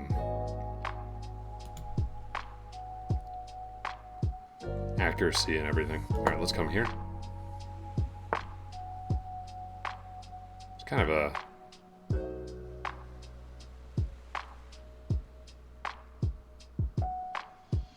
an odd one, huh?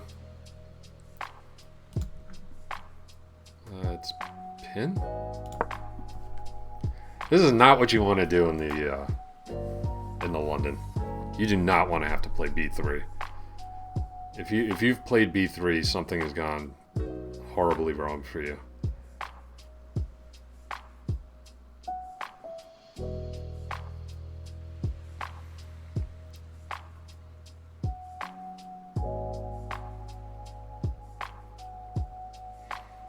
It's almost like we're playing like a Queen's Gambit with colors reversed right now. You know, not quite, because White's bishops are pretty active, but it's basically where we're at.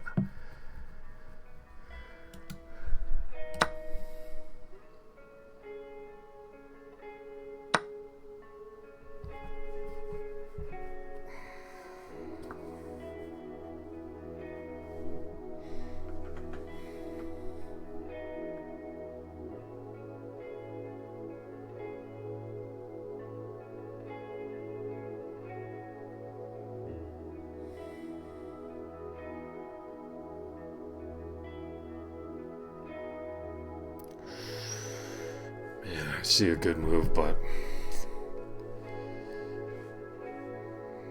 takes.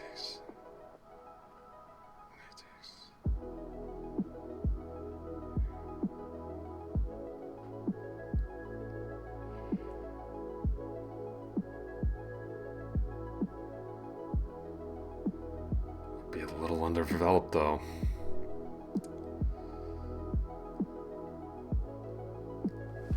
Seems to be the principled move, though.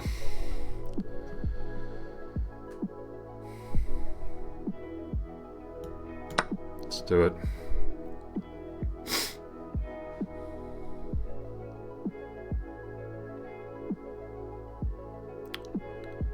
He's got a problem here.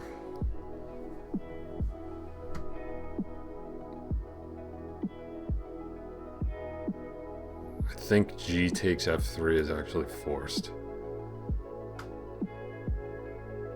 Yeah. Because then you can meet knight takes D4 with bishop E3.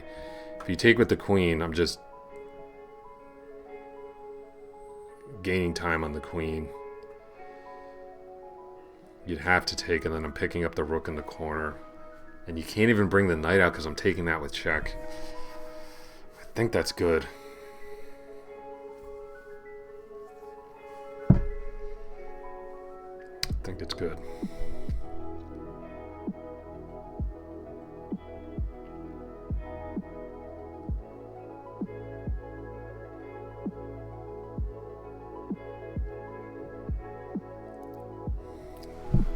Let's take a quick stretch break here while my opponent thinks.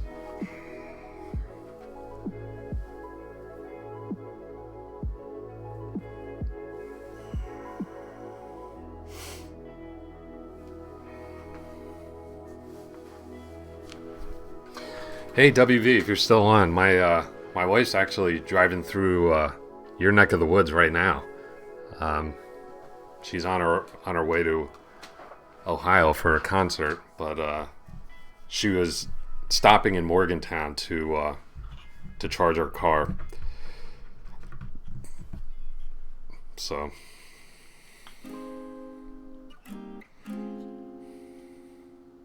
yeah.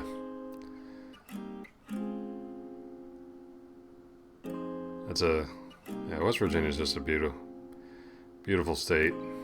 It's a nice drive, I'm sure she has right now.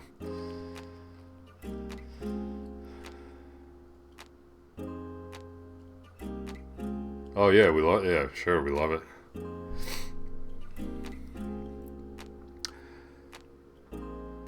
Yeah, I grew up in New Jersey, and you know we also did live in Manhattan for over 10 years. So, um,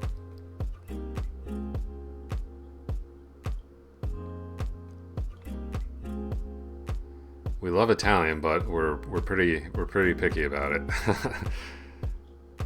But I'm sure it's great.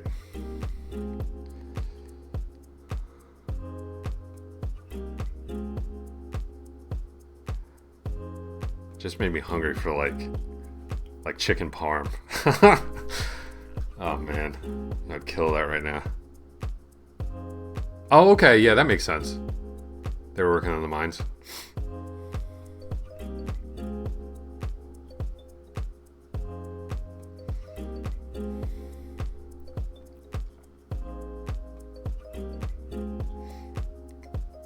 My dad grew up in Baltimore, but he was the other thing I forgot to mention. He was actually he was born in West Virginia.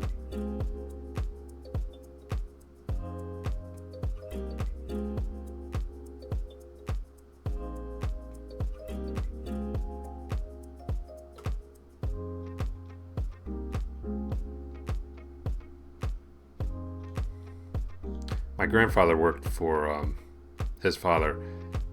He wasn't a miner. He worked for Bethlehem Steel.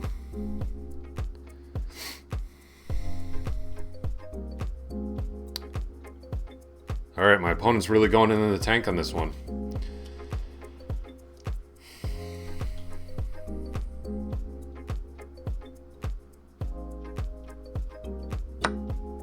Okay, he played that.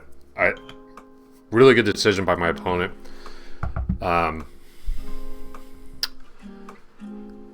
That was a high class move for sure.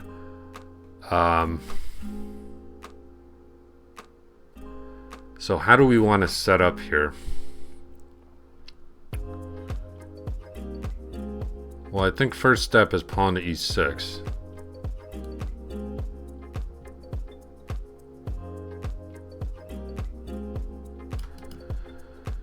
I don't think we want to go for some sort of fianchetto. We'd be begging, you know, like please mate us on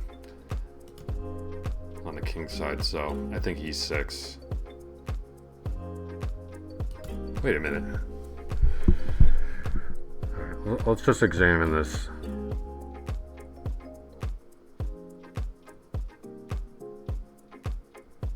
Yeah, the other reason that knight takes d4 doesn't work, besides bishop e3,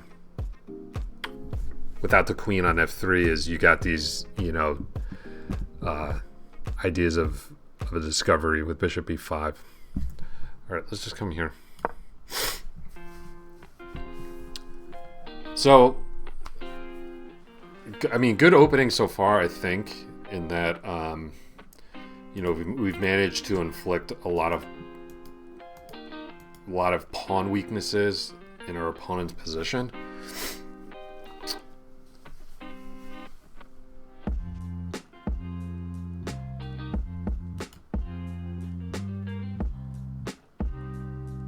But I think there's going to be kind of a standoff here. It's like, where do the kings go? Where do they belong? I think we're both going to have to find some decent waiting moves to see what the hell's going on with that.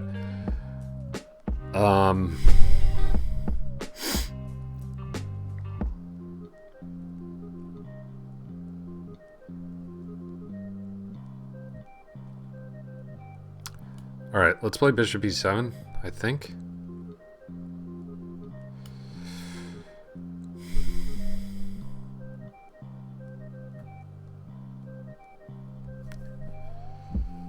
Man. I hope I didn't give my opponent too much dynamic compensation with this open G file. We'll find out. It felt like the principled move to me, though. Welcome to everyone in the chat.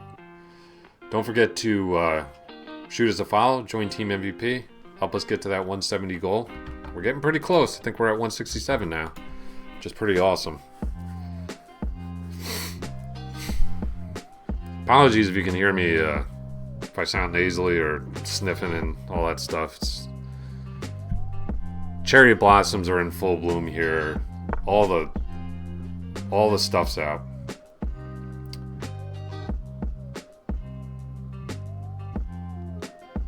Alright, it definitely looks like my opponent has aspirations of going to the queen side.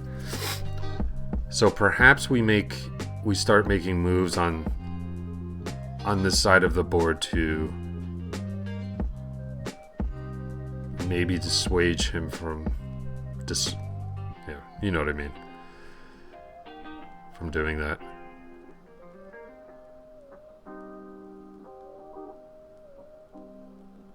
Oh, wait a minute.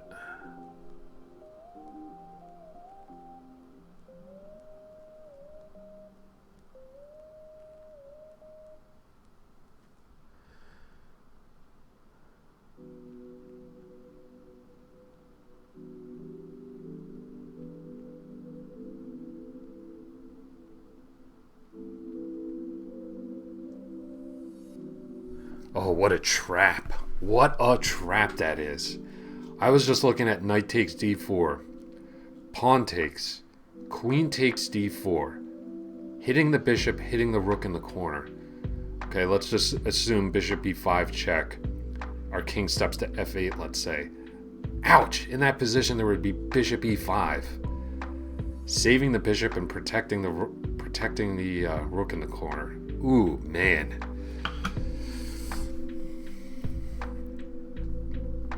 So that does not work. It's a tempting looking move, but it doesn't work. All right. Let's just start. Be like, you going to the queen side? I'm coming for you.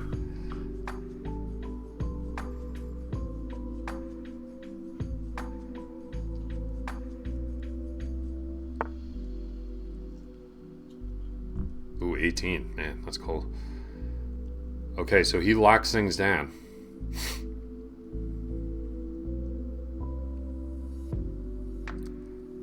So what do? You know? Ugh, God. I don't know about this position, man. I feel like my queen's misplaced, though. I think my queen is definitely misplaced. I'm going to bring her back. And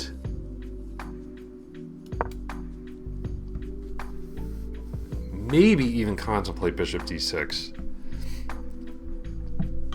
Because I would really like to get control over this f4 square. You know, you imagine bishop d6 in exchange, and then me landing this knight on f4.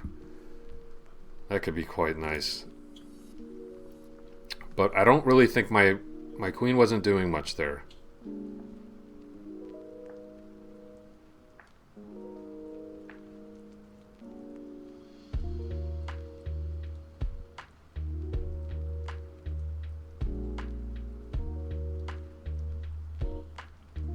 Alright, let's see which... This is a real standoff here. Let's take a look at our opponent, by the way. His name's Lucas Marquez. He's from Argentina. Really, really strong looking player.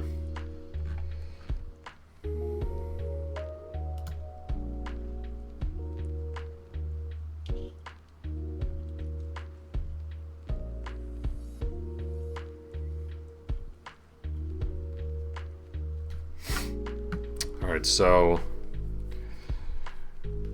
really fascinating game. I think one thing I didn't do probably well enough, or really at all, was to really analyze the ramification, analyze the position after G takes F3, right? I was just kind of assuming Queen takes F3, and what that might look like, because My opponent, I mean, has the bishop pair, has an open G file, definitely has dynamic compensation for the ragged structure he has.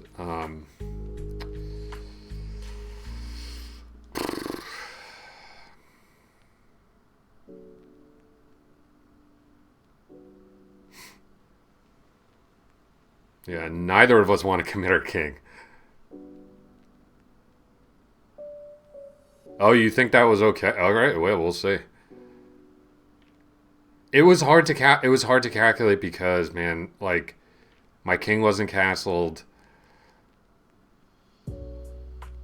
It looked good though.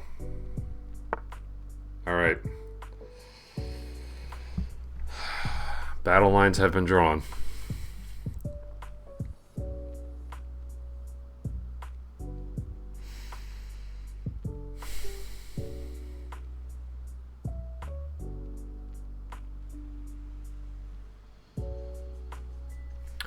What about knight h? What about moving the knight now?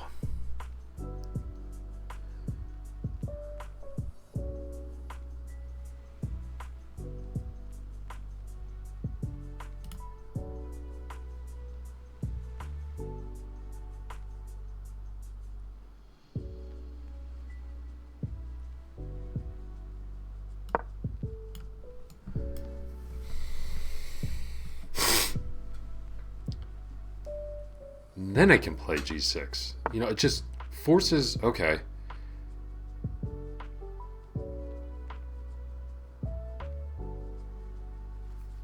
And then we play...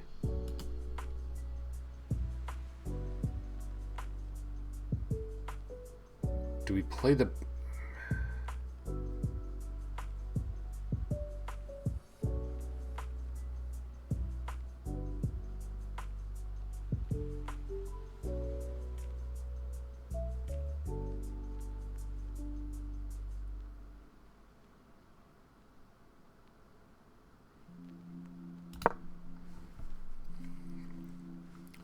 So, you know, this is a plan that I was talking about, okay? And if f4 comes, looks like kind of a scary move, I got g6. If he tries to tickle my knight with, like, I don't know, rook g5 or something like that, I got g6. I actually think this knight, you know, you think about like some Sicilian type positions. I think this knight might be effective at just kind of slowing my opponent down. Okay, there's that move. The problem with that move, though, is... First of all, I can play g6. Look at this bishop. And this is a big time weakness now. Okay, that I can start attacking. So I think we've really clarified things on the king side really well to our advantage. I think instead of an attack, white just has maybe some weaknesses he has to babysit. Alright, so he brings the knight in. Good looking move. My opponent offered a draw in this position. Hard pass on that one. But this is what you do with draw off, okay? And even do this over the board. I think I've mentioned this on the stream. Somebody offers you to draw. If you're over the board, you just look at them. Just look down. Keep that uncertainty in their mind. They're like, is he going to accept it? Because once it's on the table, it's there. Just let it hang in the ether. And it can really make your opponents become a little bit unstable.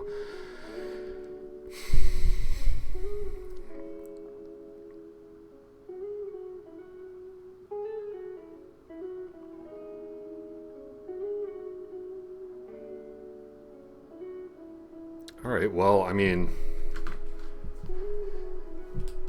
taking on f4 obviously looks really, really good. So, I... I think I'm just gonna do that.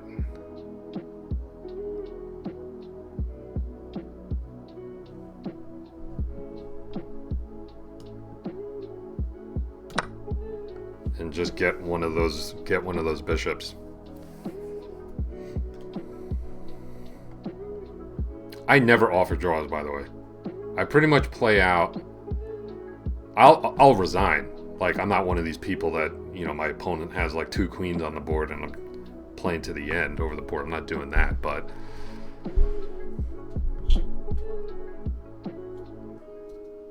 like if I'm worse, I want to practice playing an exchange down, playing a piece down.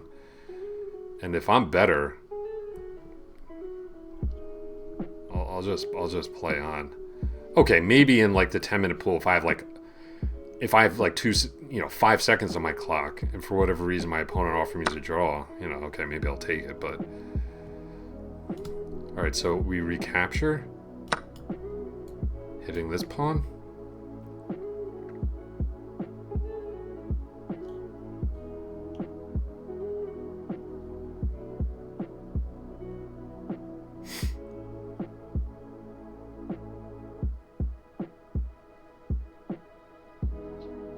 Oh, nice.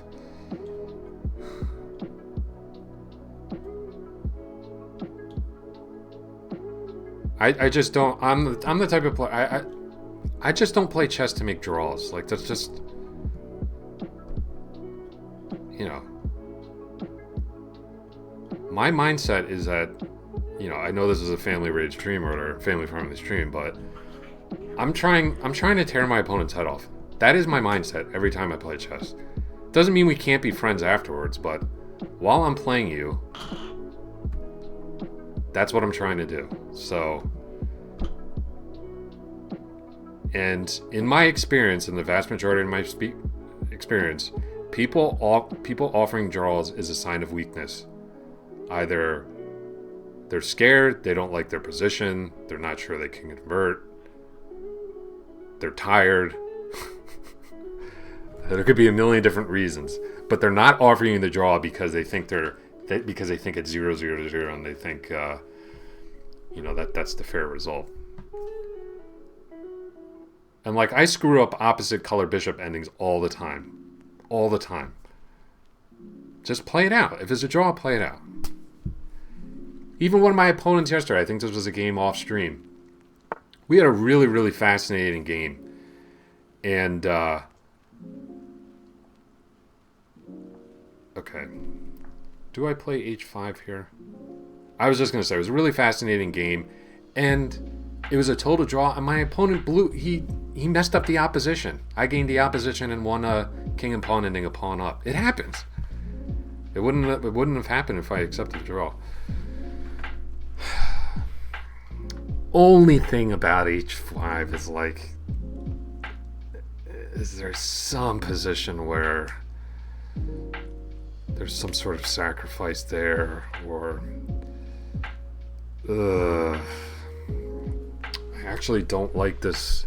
After h5, I don't like this alignment with the potential sack on g6 and the queen coming in.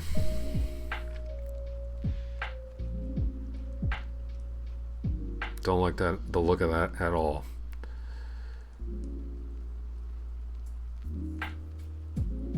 All right.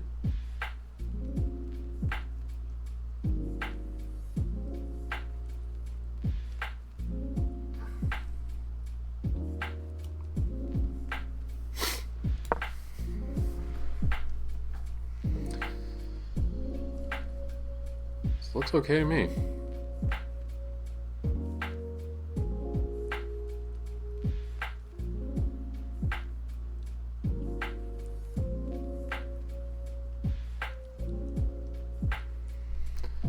So, could consider castling queenside. Could also consider playing a move like king d7. It's not out of the question. All right, now I think I'm gonna castle.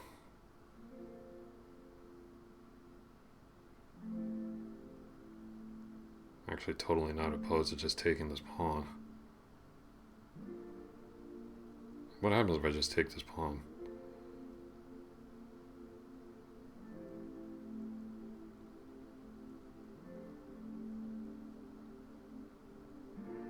I guess there's no rush, really.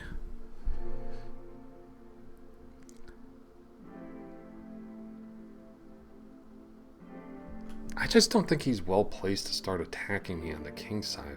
You know, it's really hard to get b4 through. Alright, I'm going to do this. Mainly just to get my rook in the game. You know, I feel a lot better about taking on h5 if my rooks were coordinated.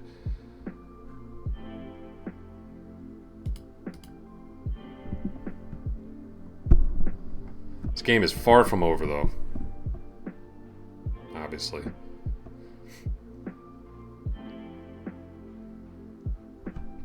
You know, maybe I contemplate some sort of breakthrough in the center. Okay. So he comes in with the knight. I think taking looks really good to me. Taking and then pushing on. Because if he plays c4, that completely locks down the queen side. If he takes, my knight comes in with devastating effect. Because that's what I should be trying to do in this position, is to open things up. Because I do have the relatively safer king. I could even contemplate taking with the rook. Like, just really starting to attack his position. Yeah, this is tough for him. I think that decision, yeah, man. I don't know about that. I don't know about that at all. I mean, good luck getting anything going on the queen side now. Now I just think I take this pawn. And just basically just try to go mate him.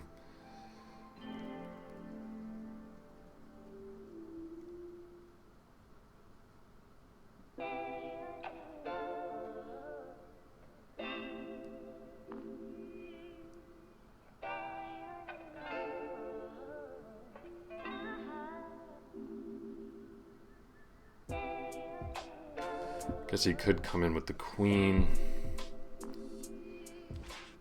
I'm not exactly sure how to handle this tension.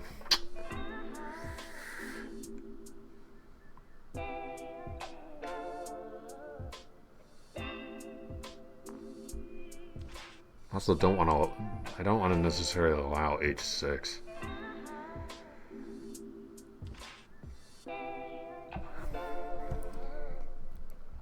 All right, let's come in.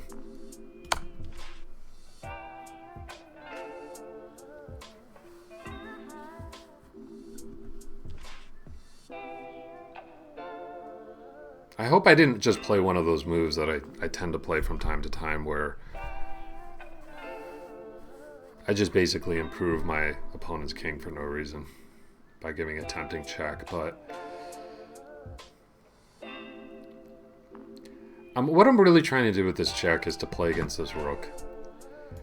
Like, I didn't want to afford him the opportunity to castle queenside, even if his king was going to be really unsafe, which it would have been, because it would have allowed him to get... Now it's a little tough to get this rook in, especially if you have to bring your king to f1.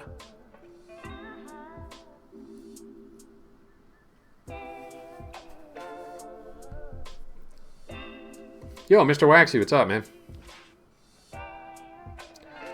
Hey, be like my main man WV and just subscribe to the channel already. Get rid of these damn ads. What are you doing? Ooh, I see a really nice idea. Okay, let's come here. No.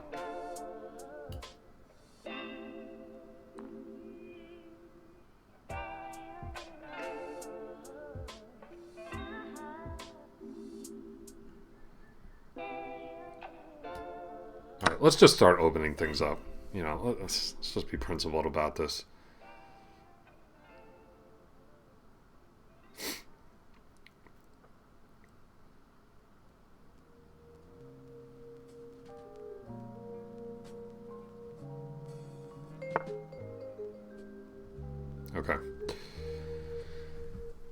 Makes sense.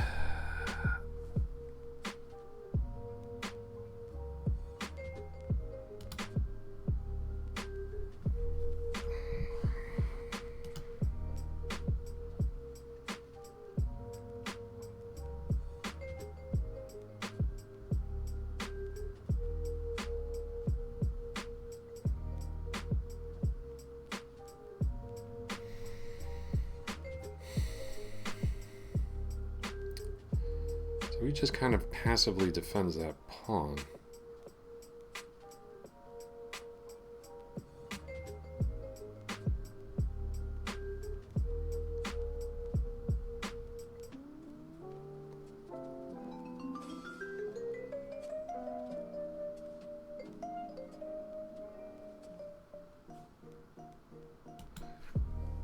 Gonna come here.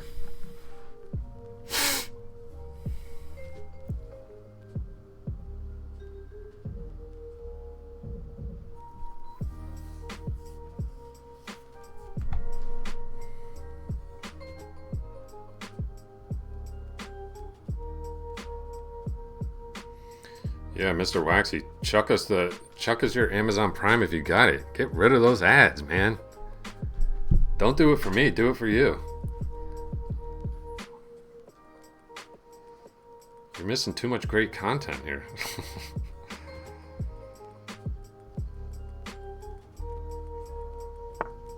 Yep. Thank you. That's exactly what I wanted.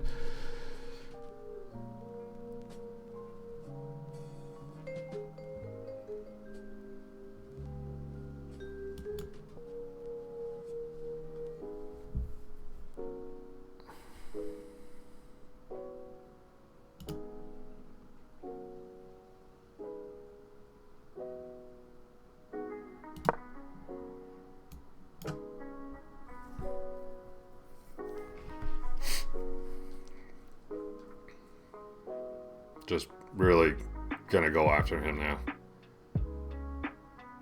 So I think what the queen moves we made were good ones. Forced his king to f1, forced him to play f4, and now we're just gonna open the position. You know, my opponent would much rather have this pawn back on f2, giving some shelter for the king. Now it's all the way up here. Okay, so we can, I think, in this position just... Yeah, that looks good because that square would be covered. Alright, let's open things up. Doing one last sanity check here.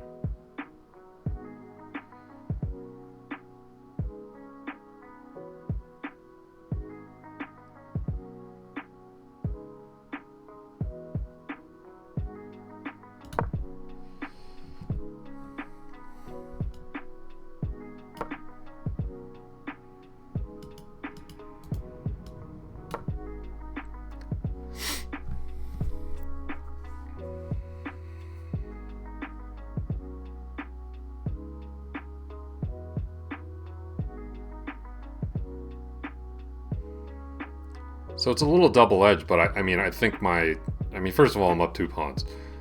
But I just like my dark square control, and my king is just relatively safer because he doesn't have the same breakthroughs that I do. He doesn't have a pawn lever like f6.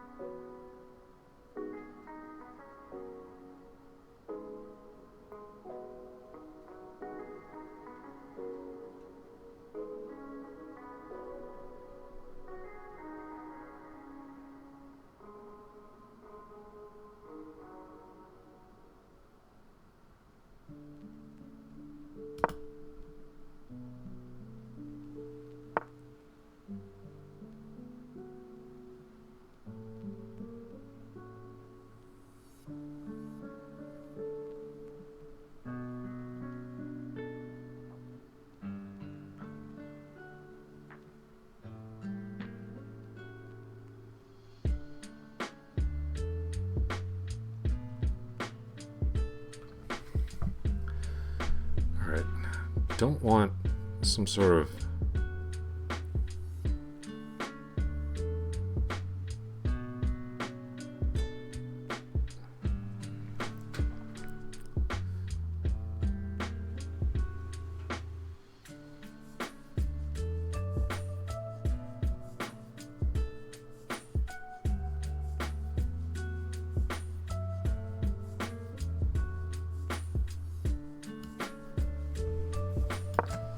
I think this looks okay.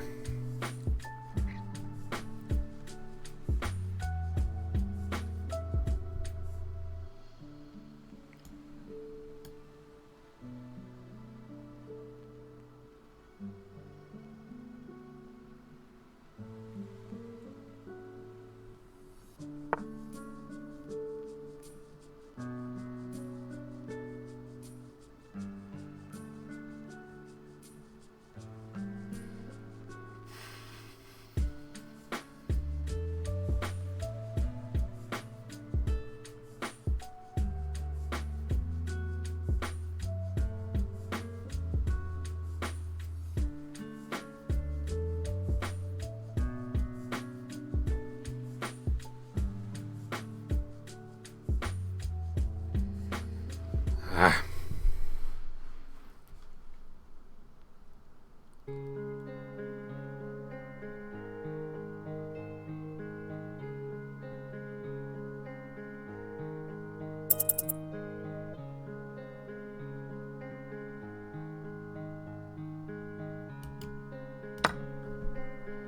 Hope I'm not screwing this up.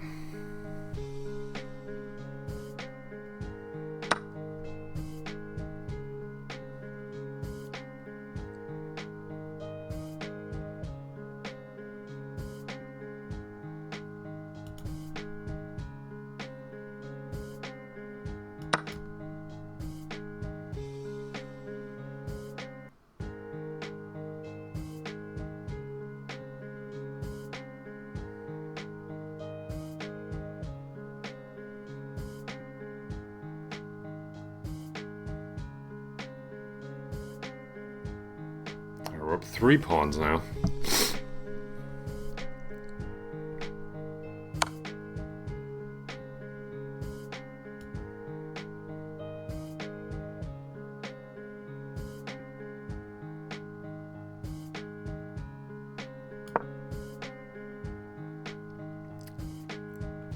I'm just going to tuck my king away here.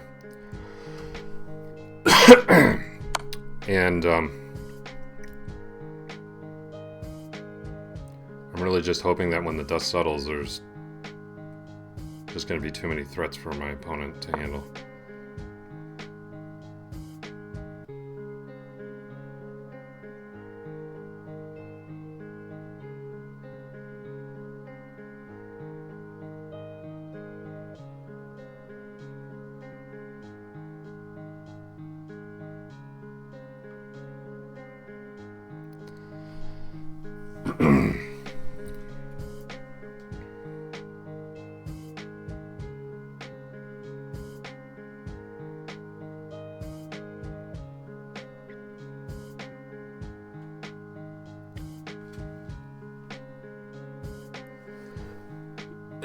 Excuse me. Of course I remember you, Chef's Version. What's up?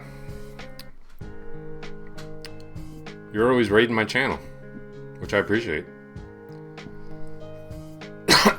Excuse me. Okay, so he grabs there.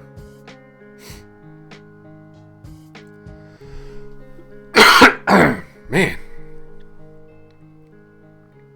Just wondering in this position if we have a little something more.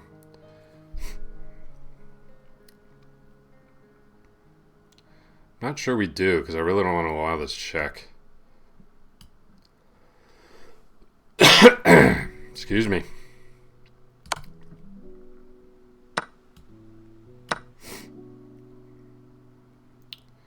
All right, not sure that was best. It was a little bit of a panic move there, if I'm going to be honest.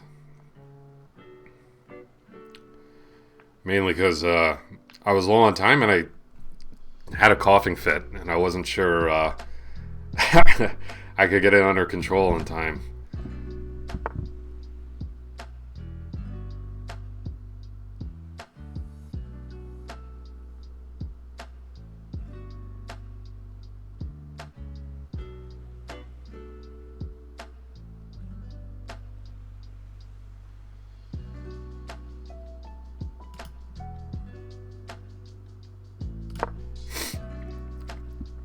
I really like how my knight and my rook are keeping the counterplay at bay.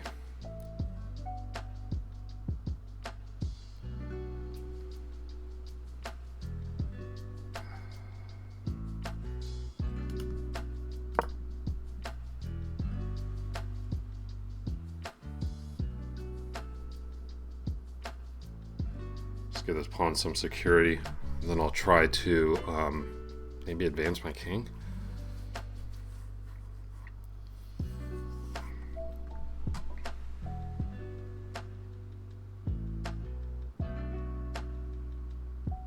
Really good game. I mean,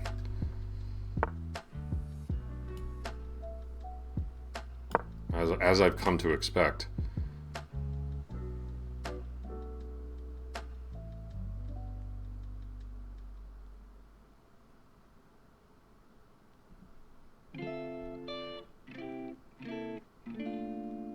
Like to get some more scope for my rook, maybe swinging him over.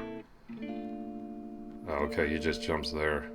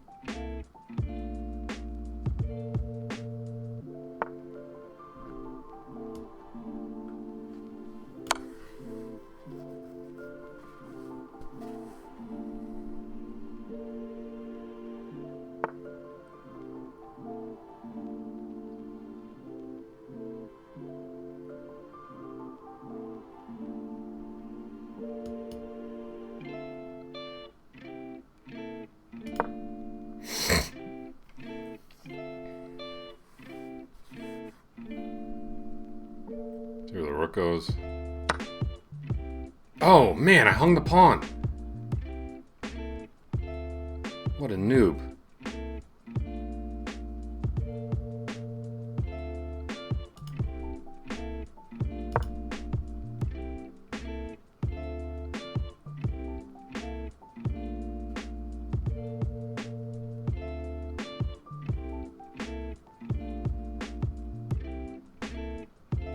Man.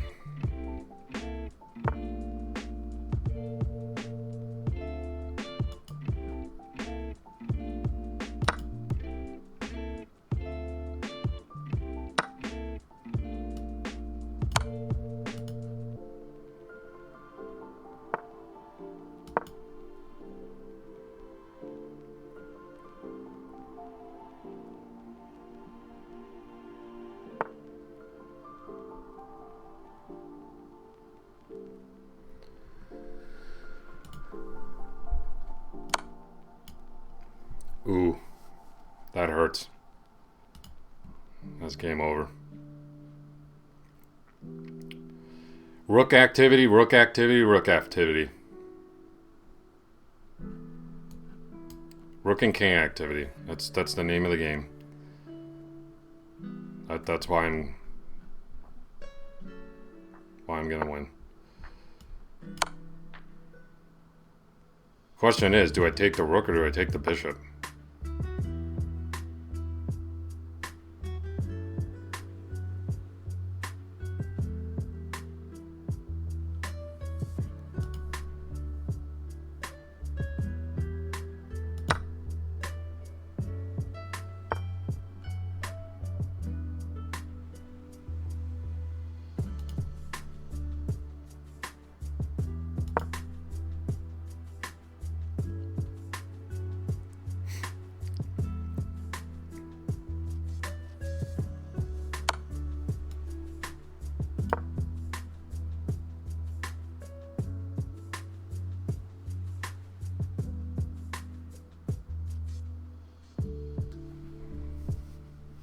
This king's in a tough spot here.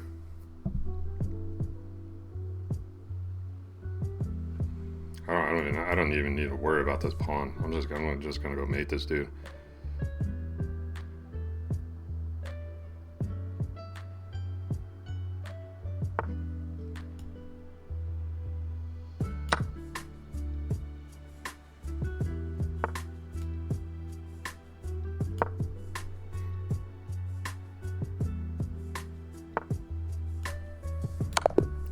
That'll do it.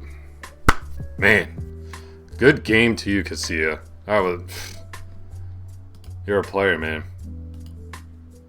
Good game to Lucas. Hopefully he finds his way to the stream. We'd love to have him here.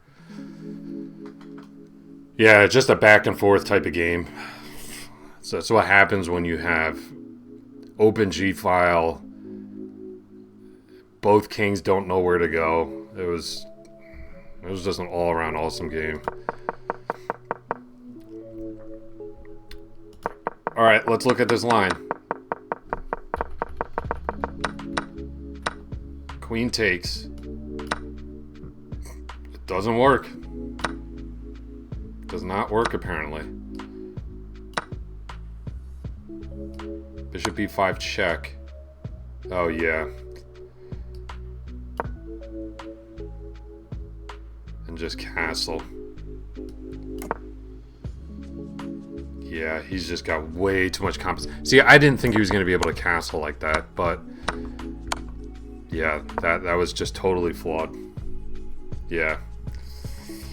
I get the rook, but man, that's... But all right, you know, kind of provoked him into doing that. Whoops. Yeah, and instead of g6 here, I should have just taken. Okay. I didn't like the look of a rook landing on g7, though. But all right. So what would that have looked like?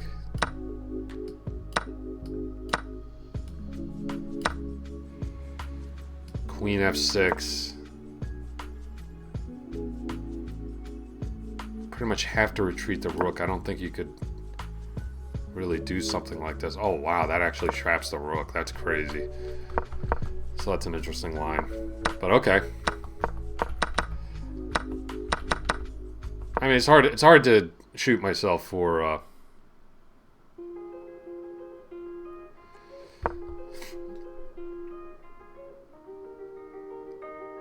yeah, and once we get this in with g6, we're looking pretty good. So h4. Ooh, man, h5 was okay here. Oh, look at this. Takes. I was so worried about this. This is no big deal, because actually the queen's come off the board. He could come here.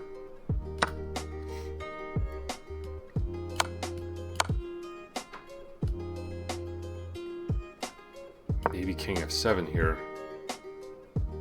Yeah, this is good. This is really good. Yeah, I just saw the queen crashing on e6, and then I was like, I just didn't ask myself, and then what? I've got a million ways to interpose with that check. I was just really lazy there. h5 would have been, I think, the principled move. And castle's queenside was fine. Taking here, it preferred taking with the knight. Okay.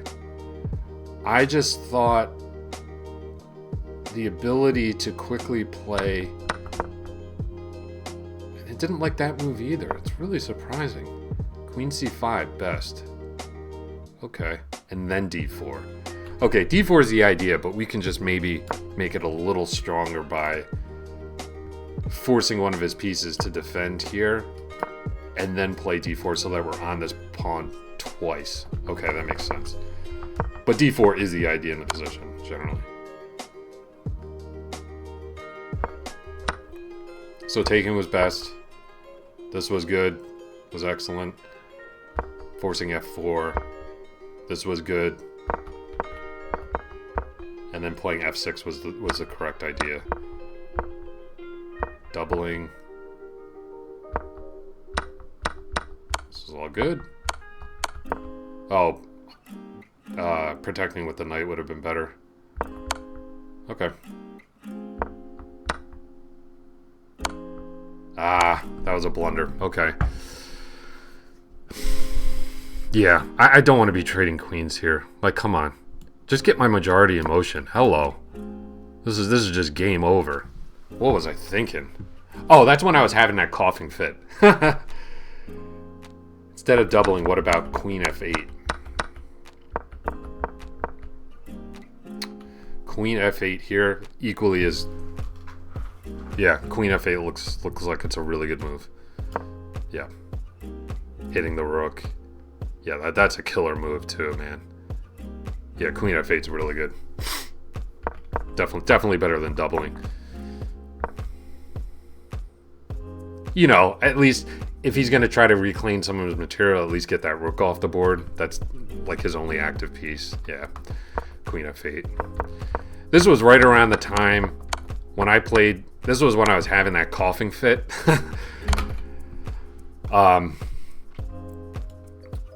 I really needed to just play e5 here. Like that's just an automatic move, and that's just GG. It is over.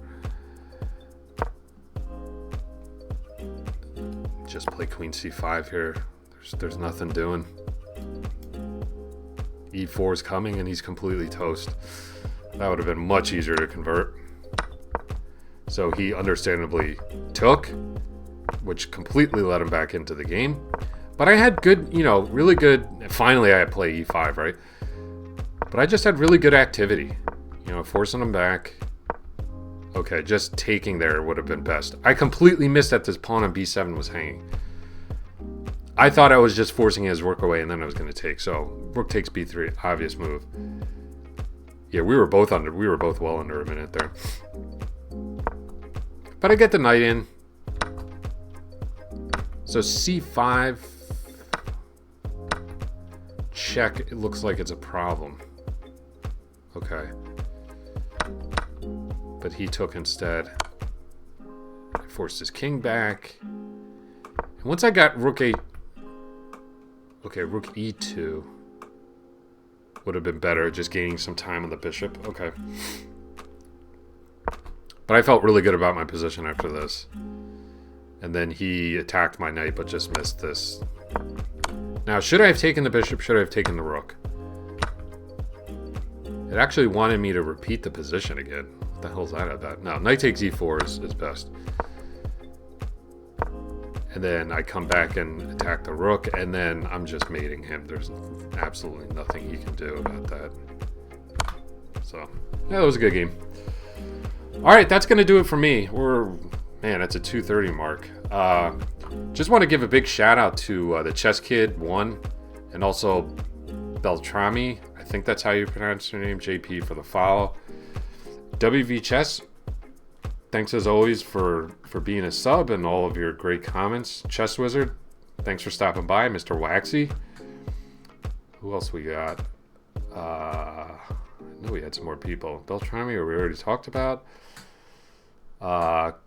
King takes e4. Good to see you. Pin drop silence. Nice seeing you. And $5 Chen. And Taco Bell is life. Yeah, Taco Bell was really disappointed that we started the stream just as he had to go. But hopefully he'll be able to catch one in the future. Okay, so if you're on YouTube, don't forget, like, comment, share, and subscribe. Get over to Twitch already, MVP_chess. Join the party, and hope you guys have a great rest of your day. I'll be back tomorrow, same time, same channel, with some more chess. Thanks so much. Bye.